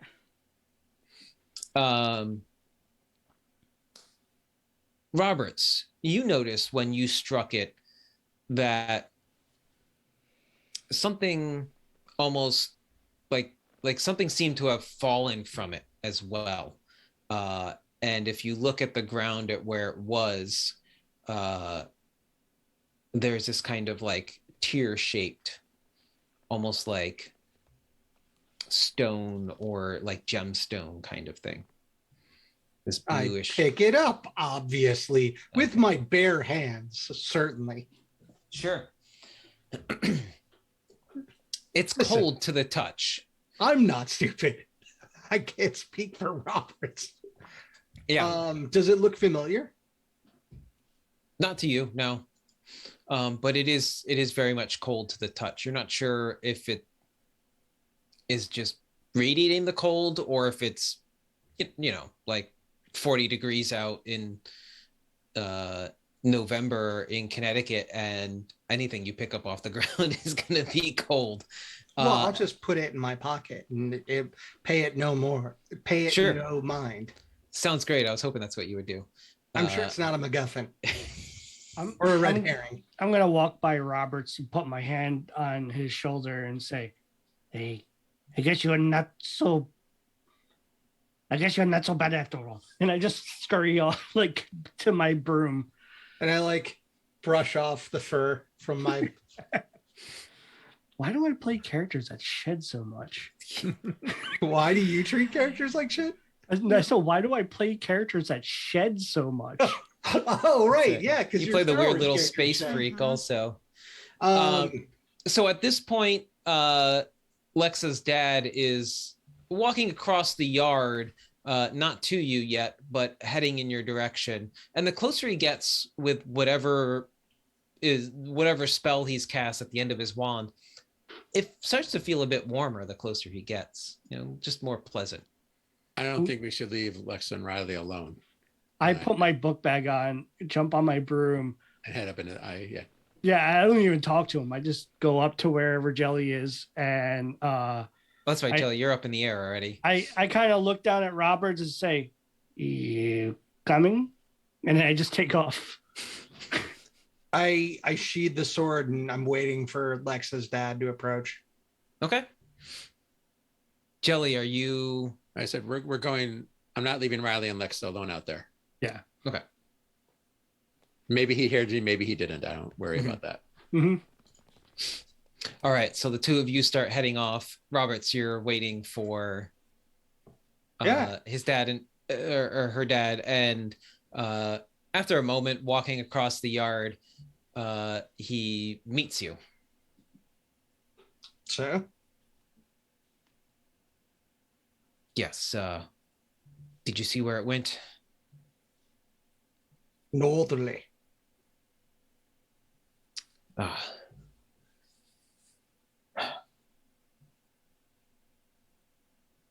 What did you do? I got angry at it. No. What did you do?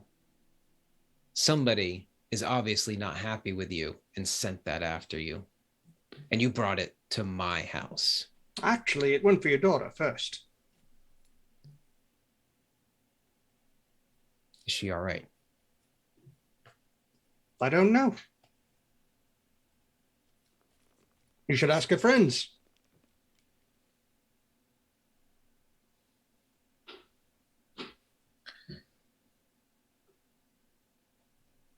I will make sure she's looked after. I assume they're heading back to New Haven? I couldn't say, and wouldn't say to you, sir. For what it's worth, perhaps you should look after her yourself.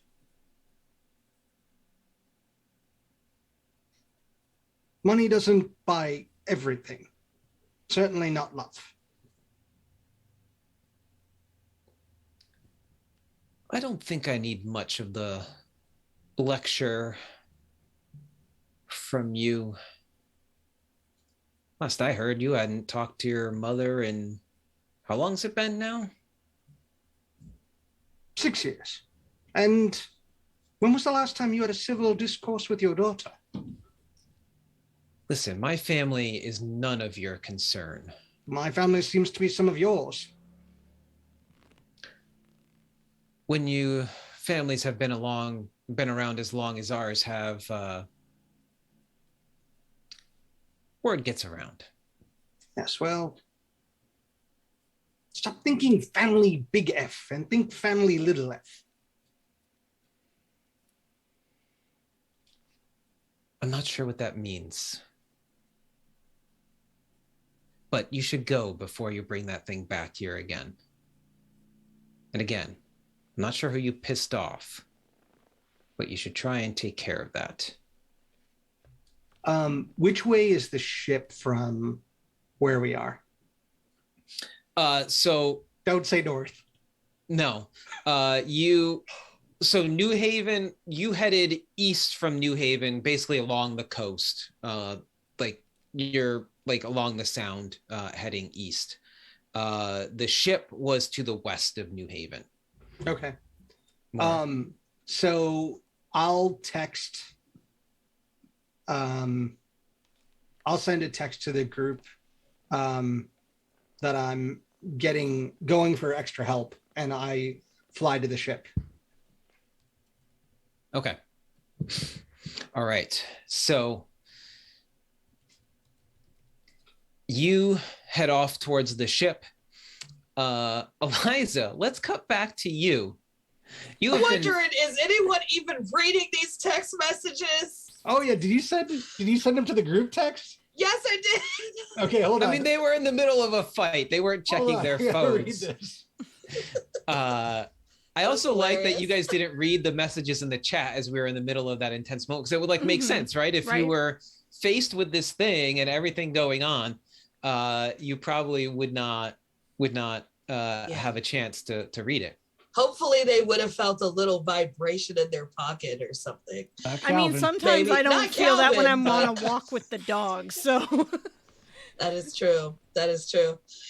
It felt so realistic. And like when I sent that last one, I purposely like waited until there was a round, because I'm like, I know Eliza's texting other people, emailing other people, trying to, get things together. So. What was Eliza do? Like, what was that moment like for Eliza as you're like, realize that something has gone wrong? You get a text message from Riley that something's going wrong, and you have these notes, like she describes a creature that you were reading about, and you like what's this emotion, like what's going on? What sort of state is Eliza in right now in the middle of the library, trying to feverishly text and even call Calvin, his phone just going straight to voicemail as you call him at one point?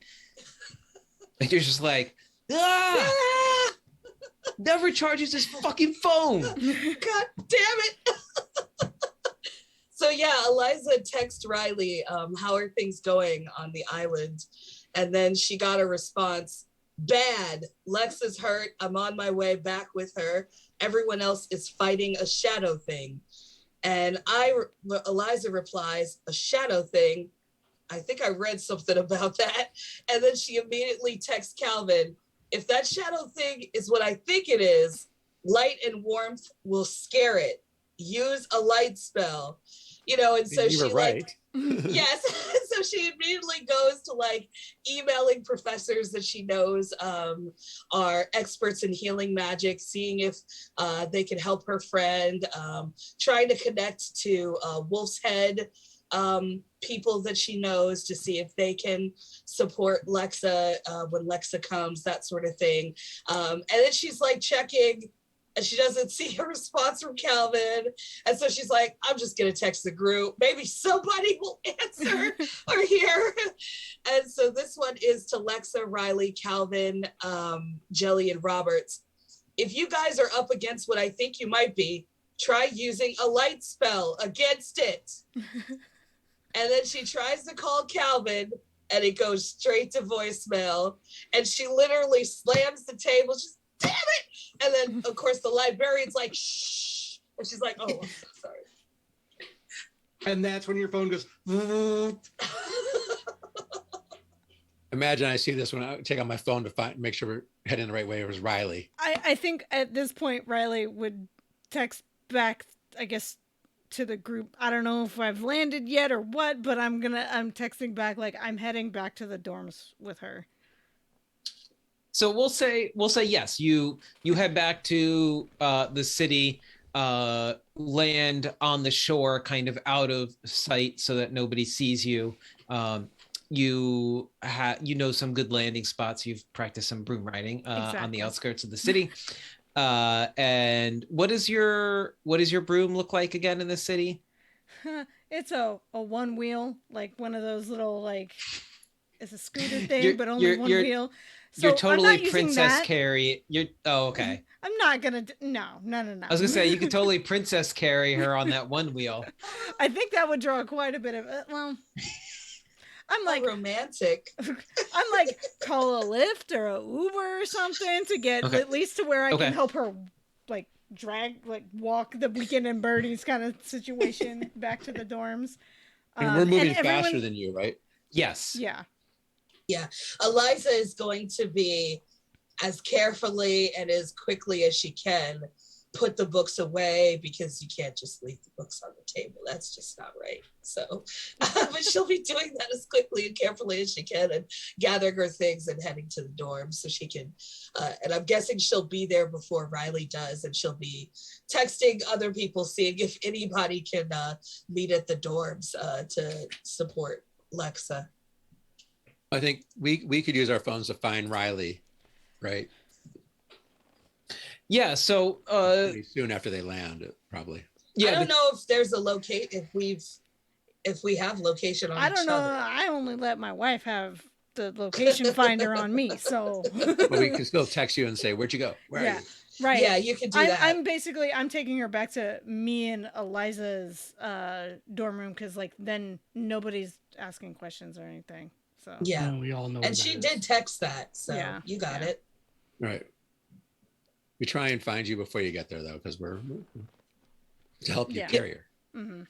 Well, Riley is in a lift with her heading back to the dorms. As she lands, calls a lift. You're in the city. It doesn't take very long, right, for the lift to show up, and get Lex and start heading back to the dorms. I will say, the Calvin and Jelly, you know that where Riley is heading, so you can meet her there, as well as you, Eliza, and everyone with an unconscious Lexa arrive at the dorms. And as you're sitting there trying to come up with a plan, figure out what to do, Eliza, you're talking about who you've reached out to, who you think might be able to help. There's a knock on the door. By the way, I text Roberts, "Where are you? Did you get out of there?"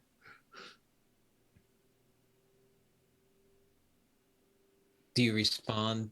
We'll come back to that. I feel like Riley's like not moving away from like the side of the bed, like just like focused on Lexa the whole time. Yeah.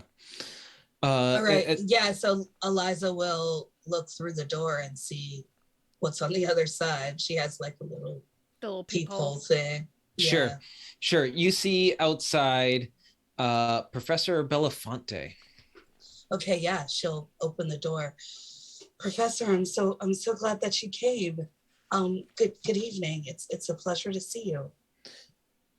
Yes, well, I got a message from Lexa's dad. Oh. And Professor Belafonte is the professor in charge of Skull and Bones, overseeing Skull and Bones. Okay. Yeah, she's over here. Yeah, let me show you to her. I guess he told you what happened? He told me a bit. Were any of you there when it happened? Am I there currently? Yes, I'm saying that everyone who was heading back reconvened. I raised my hand. I'm also holding my shorts because they're probably no drawstring anymore. And I don't have a shirt on. And it's cold now. Like I'm assuming you've transformed back. Yeah. Yeah. And I'm just like holding my pants up and I'll like give you a bathrobe that's probably hanging up in here. Sure. Yeah, you can get a hoodie pretty easily. Lots of hoodies. Yes. Is it Calvin, I believe? yes. Were you there? You had your hand raised. You asked a question. You're a teacher. I raised my hand. Oh, this isn't class. What happened? Yes. You were there when she went unconscious. Calvin, can you just answer the question? I did like 3 times. I said yes. The implied question, Calvin. We were there. We were on the island visiting her father when the shadowy creature attacked us. What did you see? What happened exactly? It flew up on. Some clothes attacked us. It flew. And it looked like had- my shorts. What happened? What happened to Lexa? It flew up and Alexa stared at her and she fell over. Okay. It didn't touch her? I don't think it touched her. Doesn't need to touch her.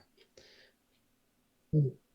I was informed that a leech had attacked you all. It apparently crashed Like into. this big. Calvin. This is a magical creature, not that type of leech, Calvin.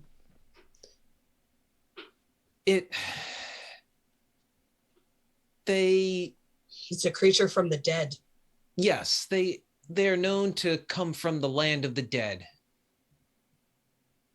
He kissed the Roberts guy. It kissed him?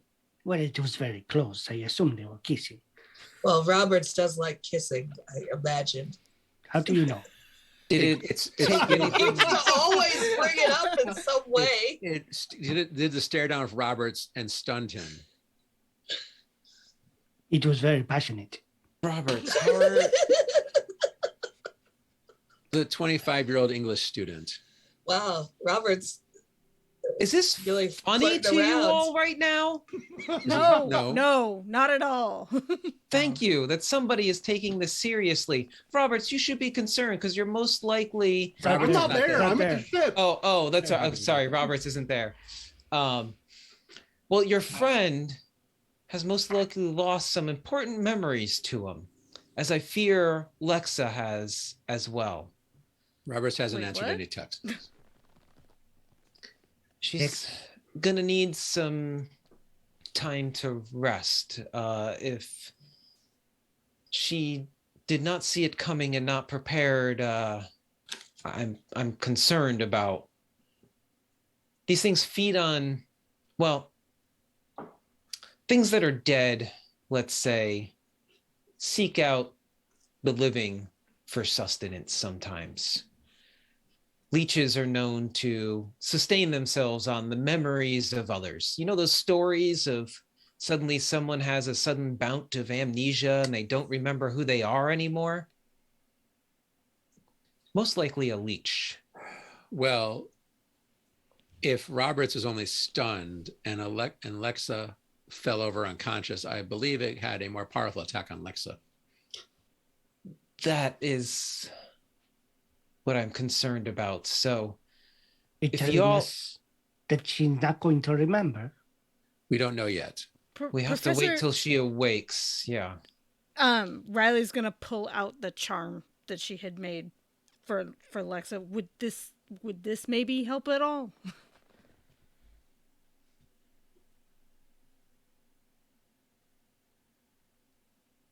That Help may. her rest? Well, you had given her that charm, right? Yeah. That's right. She had a charm of protection. Yeah. She's like, so when you imbued it, you could feel like you knew that there was some very strong protection magic in it. And as you pick it up, you feel some of that has dissipated. Okay. That is some fine work. This was didn't you explode those dice? Several charm? times. Yeah. She did. She did. It was explosive, powerful magic. was the power of love. It was the Yes, power that's of true. love. It was the power of love.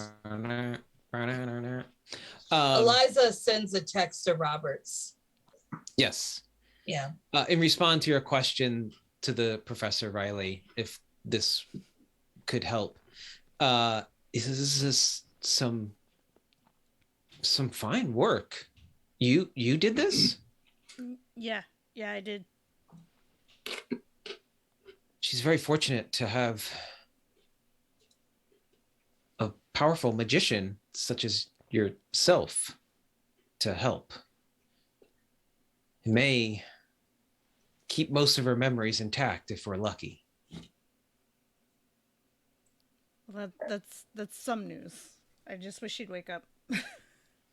Fortunately, we won't know the extent of the damage until she wakes up, and we find that it's best that she's surrounded by people that she knows to maybe ward off any of the shock of what she's been through. So if somebody could stay with her. Not a problem. Thank you. My cell phone number, should you need it, and he just hands you a card with a number on it. He hands it to Riley. And Riley takes it. Eliza tries to sneak a peek. Eliza.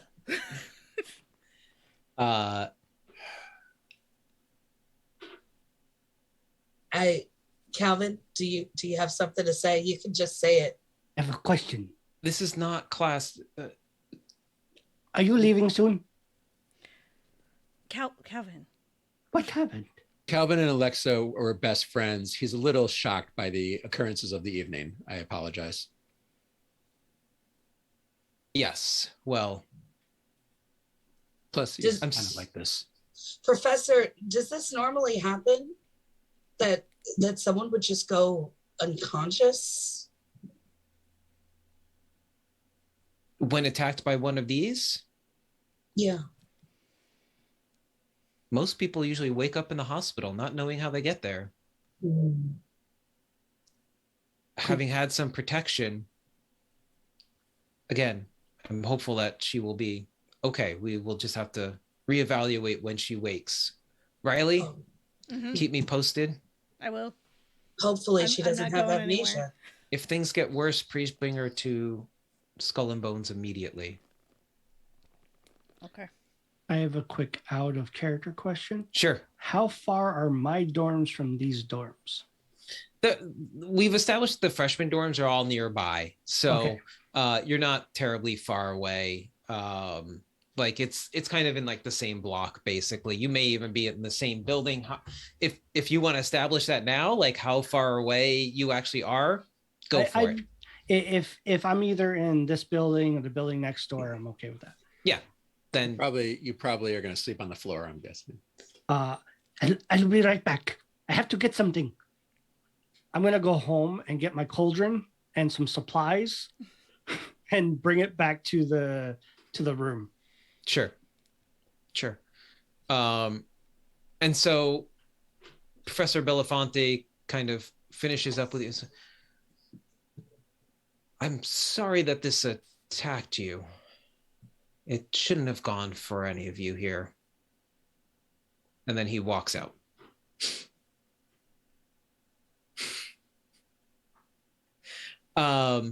Roberts, you were heading to the ship. So you make it there. What would you like to do? I fill the captain in on what happened. Okay. And ask him if he has any like protective charms that he can loan me.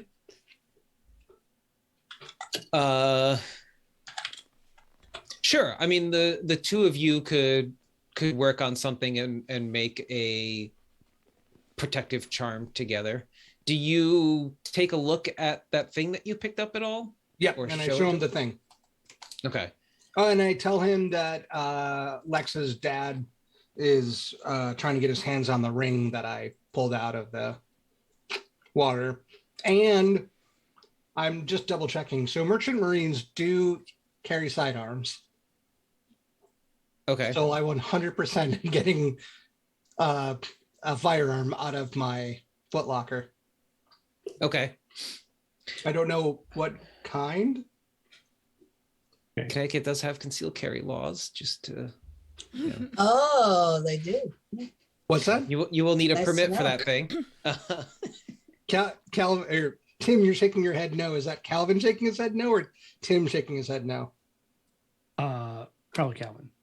Are you trying to claim you have military status so you can carry a firearm? Okay. Not anymore. He left the Merchant Marines, but he still has his sidearm. And he's getting it out of his footlocker. Yes. So you fill him in on the ring, and he just kind of chuckles. Is not surprised.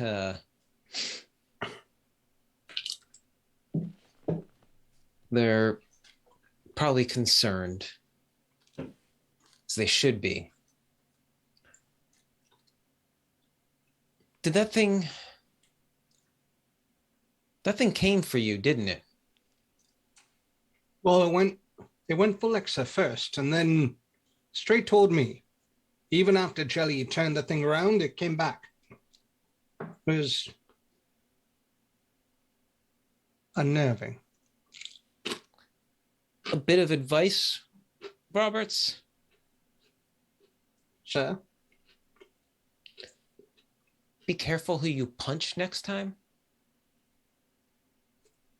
He smirks. He totally does. He's just like, who did I punch? Eliza? I didn't punch Eliza. No. I'm like, Who did I punch? I'm asking. Professor. Professor at Yale. I know, I don't remember which- punched. At the end of the ritual, I don't know which professor that was. it would have Professor been Zell, if I remember right. I have Professor. It No, it was. Which one is manuscript? Professor Zell. Okay.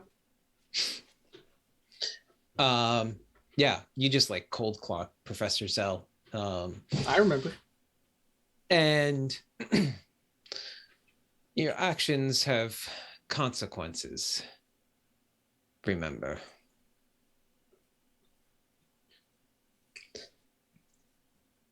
And like, I feel like you're kind of like just fondling this thing that you picked up. He's like, may I? I handed to him. And he looks at it. I'd forgotten. Forgotten what, sir?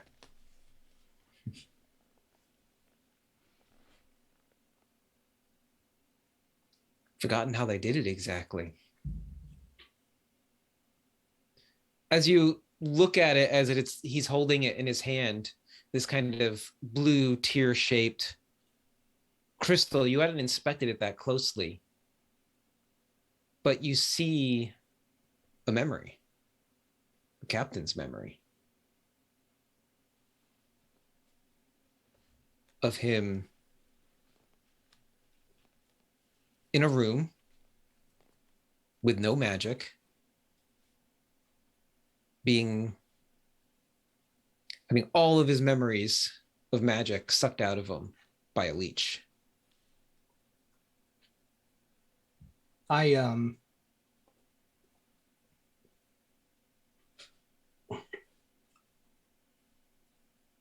chamber around, put the safety on, holster my sidearm, adjust the sword belt, and say, you know what, sir? Fuck profit. Let's burn it all down. That's the plan. We're going to end it there.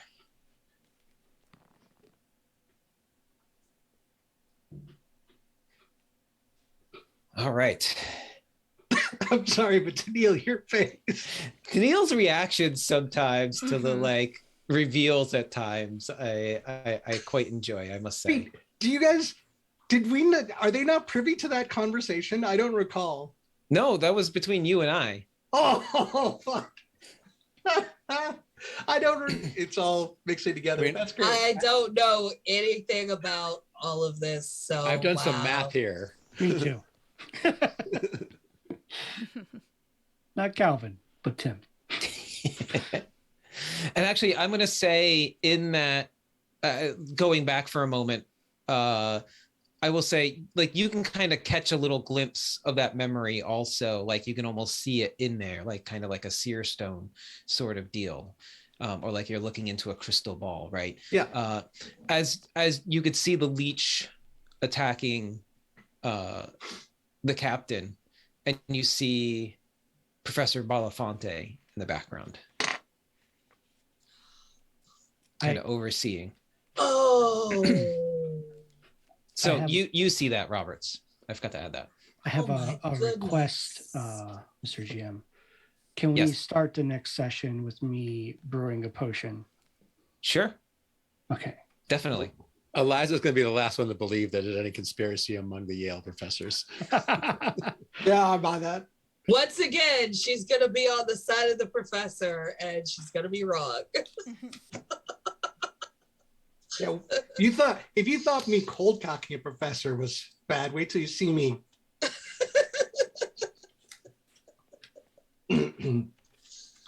Oh my goodness. Wow.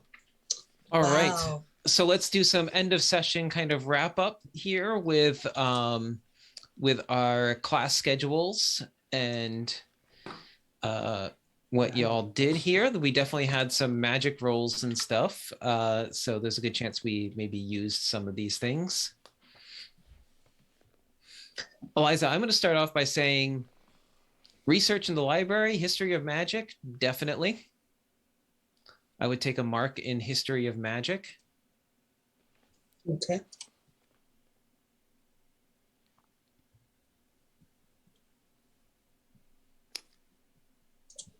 I imagine my summoning class for me is partly about portals and dimensions or magical theory. I did a really theoretical roll there.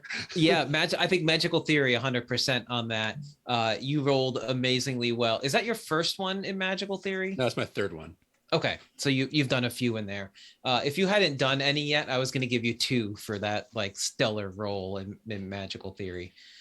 So yeah, take a mark in magical theory for sure, as you like opened up multiple realities in a creature's mind.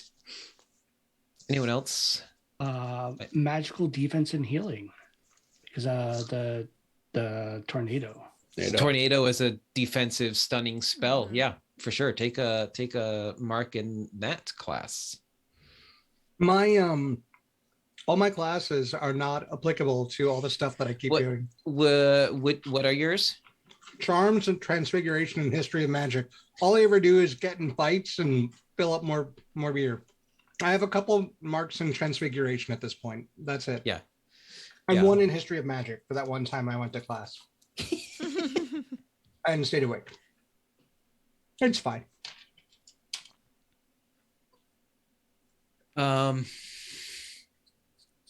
Do you want to make any arguments for any of those, Roberts or Scott? No. Okay. He's not using the stuff that he learned in school. He's using the stuff that he's learned through life. But does he really care about school that much? I don't know. He wrote a Doesn't check. really feel like it. He wrote a check. Wrote a check. I wrote a check. It's an assignment, right? You know what? I don't think that was the assignment. No. Going to school is his assignment. Mm-hmm. Next Oh, semester, okay. I'm going to take that class that Doug suggested. Then I'll care about school. Not sure what class that is, but okay. I don't know what class you're talking about. I'll tell you. Hold on. Laura, did we look at anything for you? I wrote a broom. What classes do you have again? History of magic, defense and healing, and occult studies. You took care of a friend of yours who was injured and was the first one to jump in to be like, Okay. I'll watch her. I think defense and healing counts there. Okay. Do Sometimes I- the best Your charm. defense. What's that? The charm that worked somewhat. Yeah. Well, the charm was I got a mark for it last time. Yeah, but still. Mhm. Yeah. Yeah. Would I get a mark for the defense and healing, just trying to reach out to healers or anything? But I mean, I don't know that anything came of it. So Well, you tried Right. to tell us how to fight this thing. that is also true. Mhm. But you know, it's up to the game master. It's okay if it's Yeah, I think I'm gonna stick with the history of magic, and you're using the research and finding out more about this, you know, and how to help your friends with, you know, what you've been learning so far about what's been going on. Gotcha. Yeah, I think Eliza is going to try to find a spell where she can literally just talk in Calvin's head, because this cell phone thing is just not working. So she's gonna create like a sending spell or something, so we can communicate. Eliza's going to be at the forefront of like selling magical spells for communication. Mm-hmm. It sounds a little invasive and a little clingy, Sounds a little appropriate. toxic. It sounds appropriate for Eliza. I think it would spook Calvin every time. I know, He would I'm just scream imagining- wherever he went. Who's Just- in my head? Get Just out of like my the head. walkie-talkie app on the Apple Watch.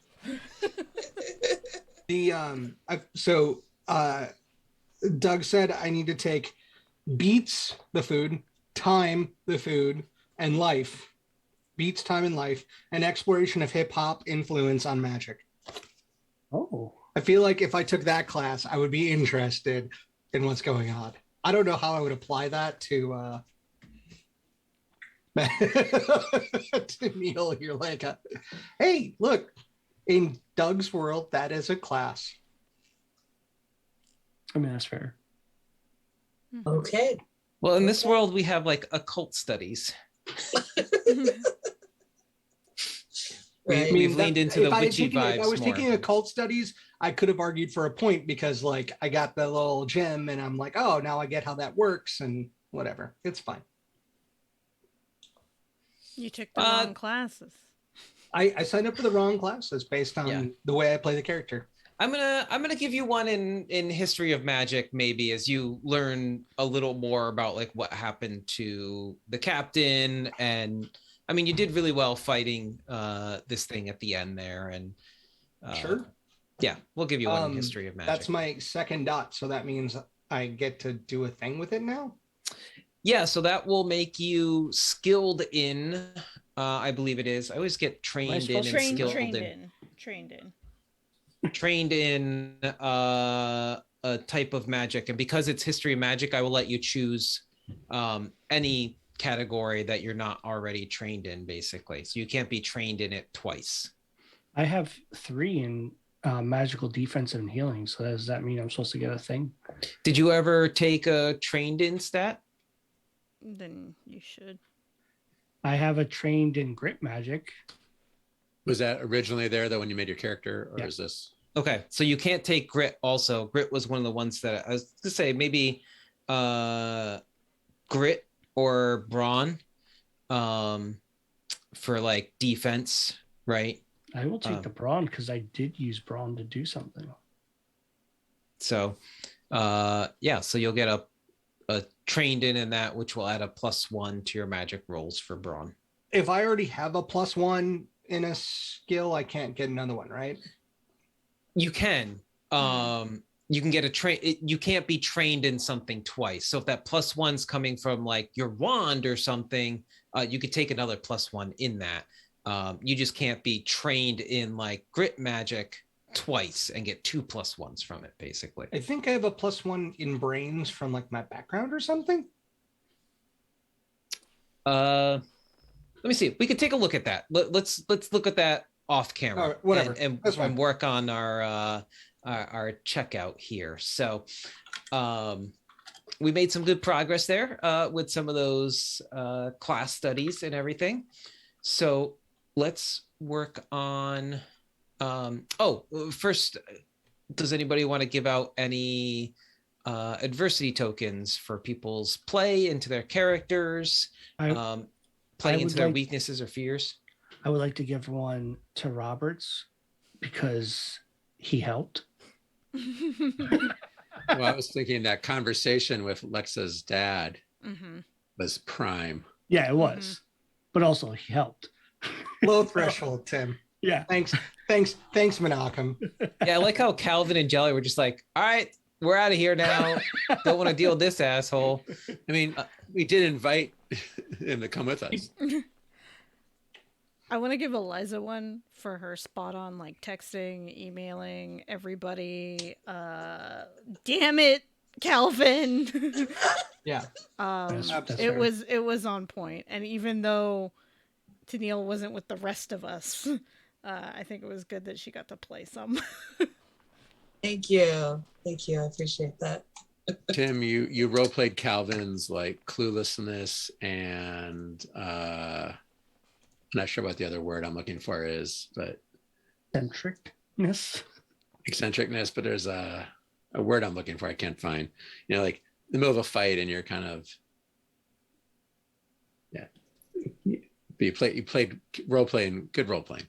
Thank you. And one for you, Menachem, the way Jelly kind of like stayed cool and like responded all seemed very in line with like what we've seen from him, very cerebral, and that like bending reality in on the leech, just the idea, forget the role, was brilliant. Thank you. All right, so that will bring us to some wrap-up questions and checking out. So I'm going to turn it over to you, Menachem, for that. Yeah, I love that this game already has the what did you appreciate about someone else's play question, which is one of our favorites here. So just one more. And I'm just kind of, I'm seat of my pantsing this one. I want to think about magic some more. And I guess I'm not totally sure how to phrase the question, but like, how did your thoughts about magic change? And I'm talking to the players, I guess, more than the characters. How did tonight's game affect your thoughts about magic?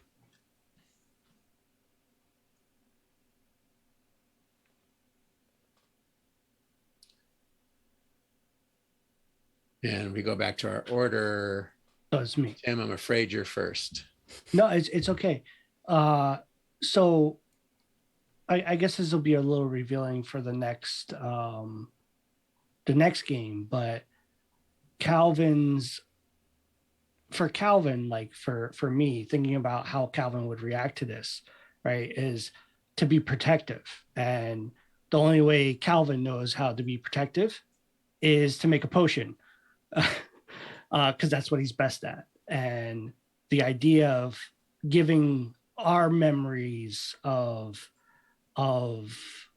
Lexa to Lexa, so it's more comforting. Is the idea I had there. And I guess the idea of it being healing and protective.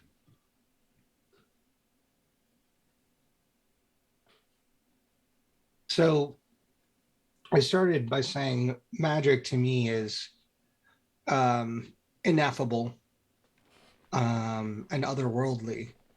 But as I'm playing Roberts, right, and we're fighting this thing, and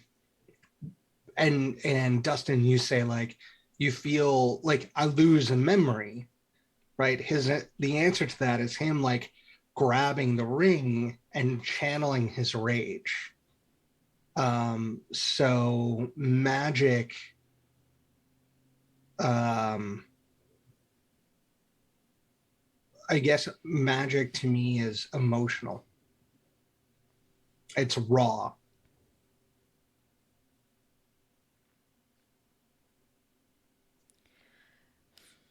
All right, Lara. I'm trying to think of like what I defined magic as earlier still stands. It's like it is something more than something But I also think it's powerful and like a responsibility. Like if we're throwing out, like I saw Spider-Man No Way Home, but like recently. And so it's in my mind, this great power comes great responsibility. And that it can be dangerous. It can be fun. It can be healing. And you don't want to fuck with it. And so there's a responsibility there to do good things with it, I think.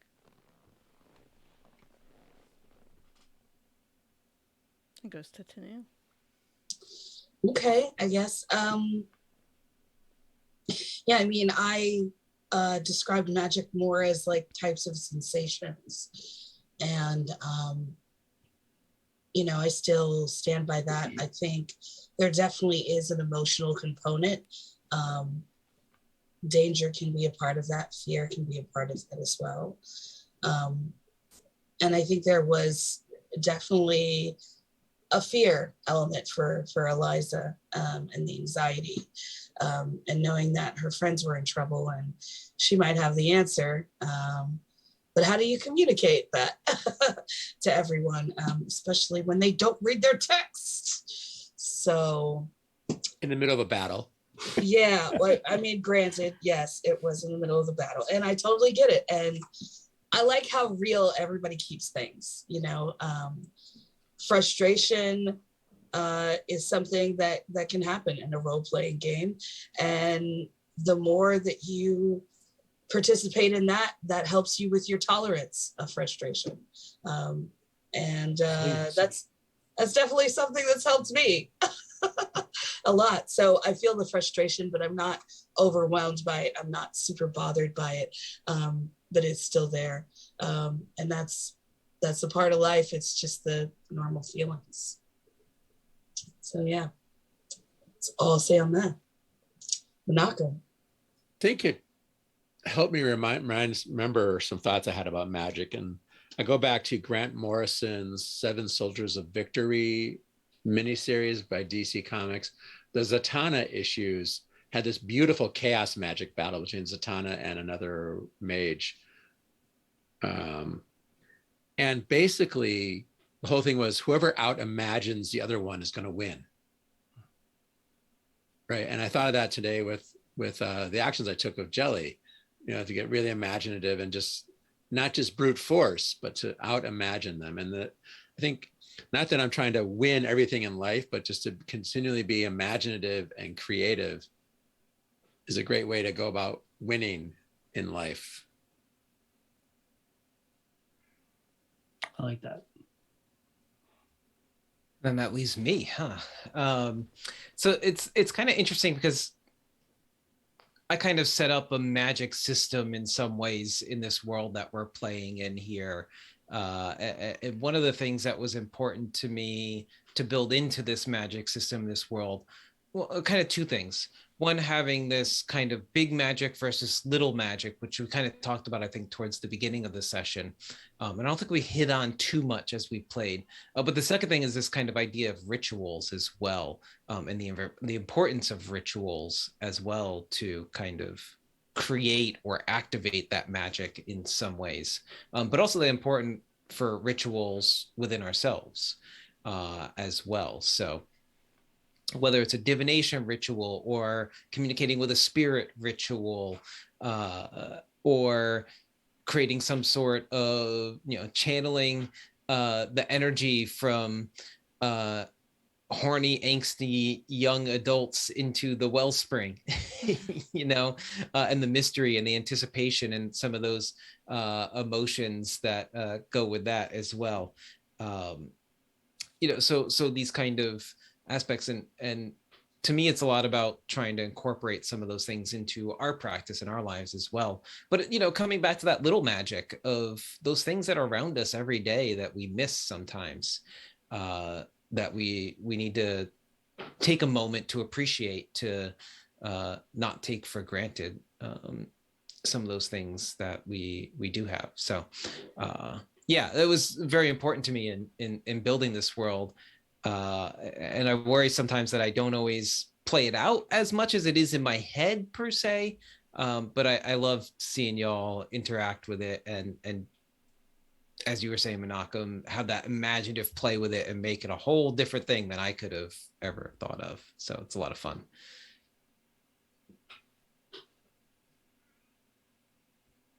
Thank you, everybody. To step out of the magic circle of play, we do the name ritual in reverse. Speaking of rituals and small magic, we say our character names.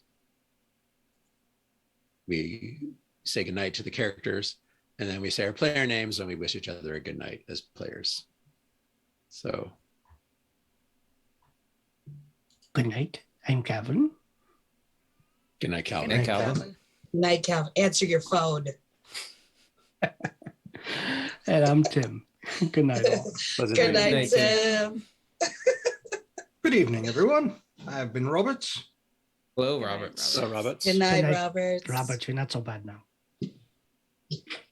Good night, all. I'm Scott. Good night, Good night, Scott. Scott. Good night, Scout.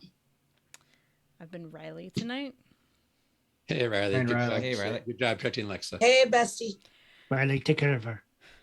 And I'm Lara. Good night, Laura. Good night, Good night, Laura. Laura. Did we give you an adversity point for protecting Lexa? No. Did you get any? No, that was supposed to happen. Yeah. Okay. Yes, token for you for that, for protecting her. Yes. I've been Eliza Goldenflower. Good night, Eliza. Eliza. Eliza Eliza. Golden Flower. I swear I have my charger, just not my phone. Surprised you didn't stay in that library for 4 days. I finally got into the rare books room. She's still got the key. Yes. Finally, and I still have the key, which is great. I'm waiting for her to make a key. How do you know she hasn't already? She won't do Ooh. that. She's a goody two shoes. That is true. I am too much of a goody two shoes to do that. I'm Tennille. Good night, everyone. Good night. Those are Good night, dreams. Neil. Yeah. Good night, Teal. Oh, I have been Jelly. Good night, Jelly. Good night, Good Jelly. night, Jelly. Good night, Jalandar. Ooh. That's new. Ooh. Instead of Tristan. Okay. Tristan. Take note of that. And my name is Menachem. Good night, Mila. Good Good night, night, Menachem. Menachem. And I've been your game master this evening. Good night, Game Master. Good night, Game Good Master. night. So long, Game Game Master. Master. And my name's Dustin. And good Pleasant night. dreams, Dustin. Good night, Dustin. Bye, Good Dustin. night, Justin. And good night to everybody watching. Thanks so much for joining us on this very exciting edition of Kids on Brooms, the Yalecapades. We have, I believe, 2 more of these left, according to my schedule. So come back. More for check- freshman year. 2 more for freshman year. Yes. So come back as we work our way to the exciting conclusion of And this. check out our debrief of this on February 4th. Mm-hmm. Yes. And check out all the other great shows that we talked about at the top of the show. We hope you will join us as we continue to expand what we're doing here. And until then, pleasant dreams. Good night, everybody. Good night. Good night. everyone. Answer your phones.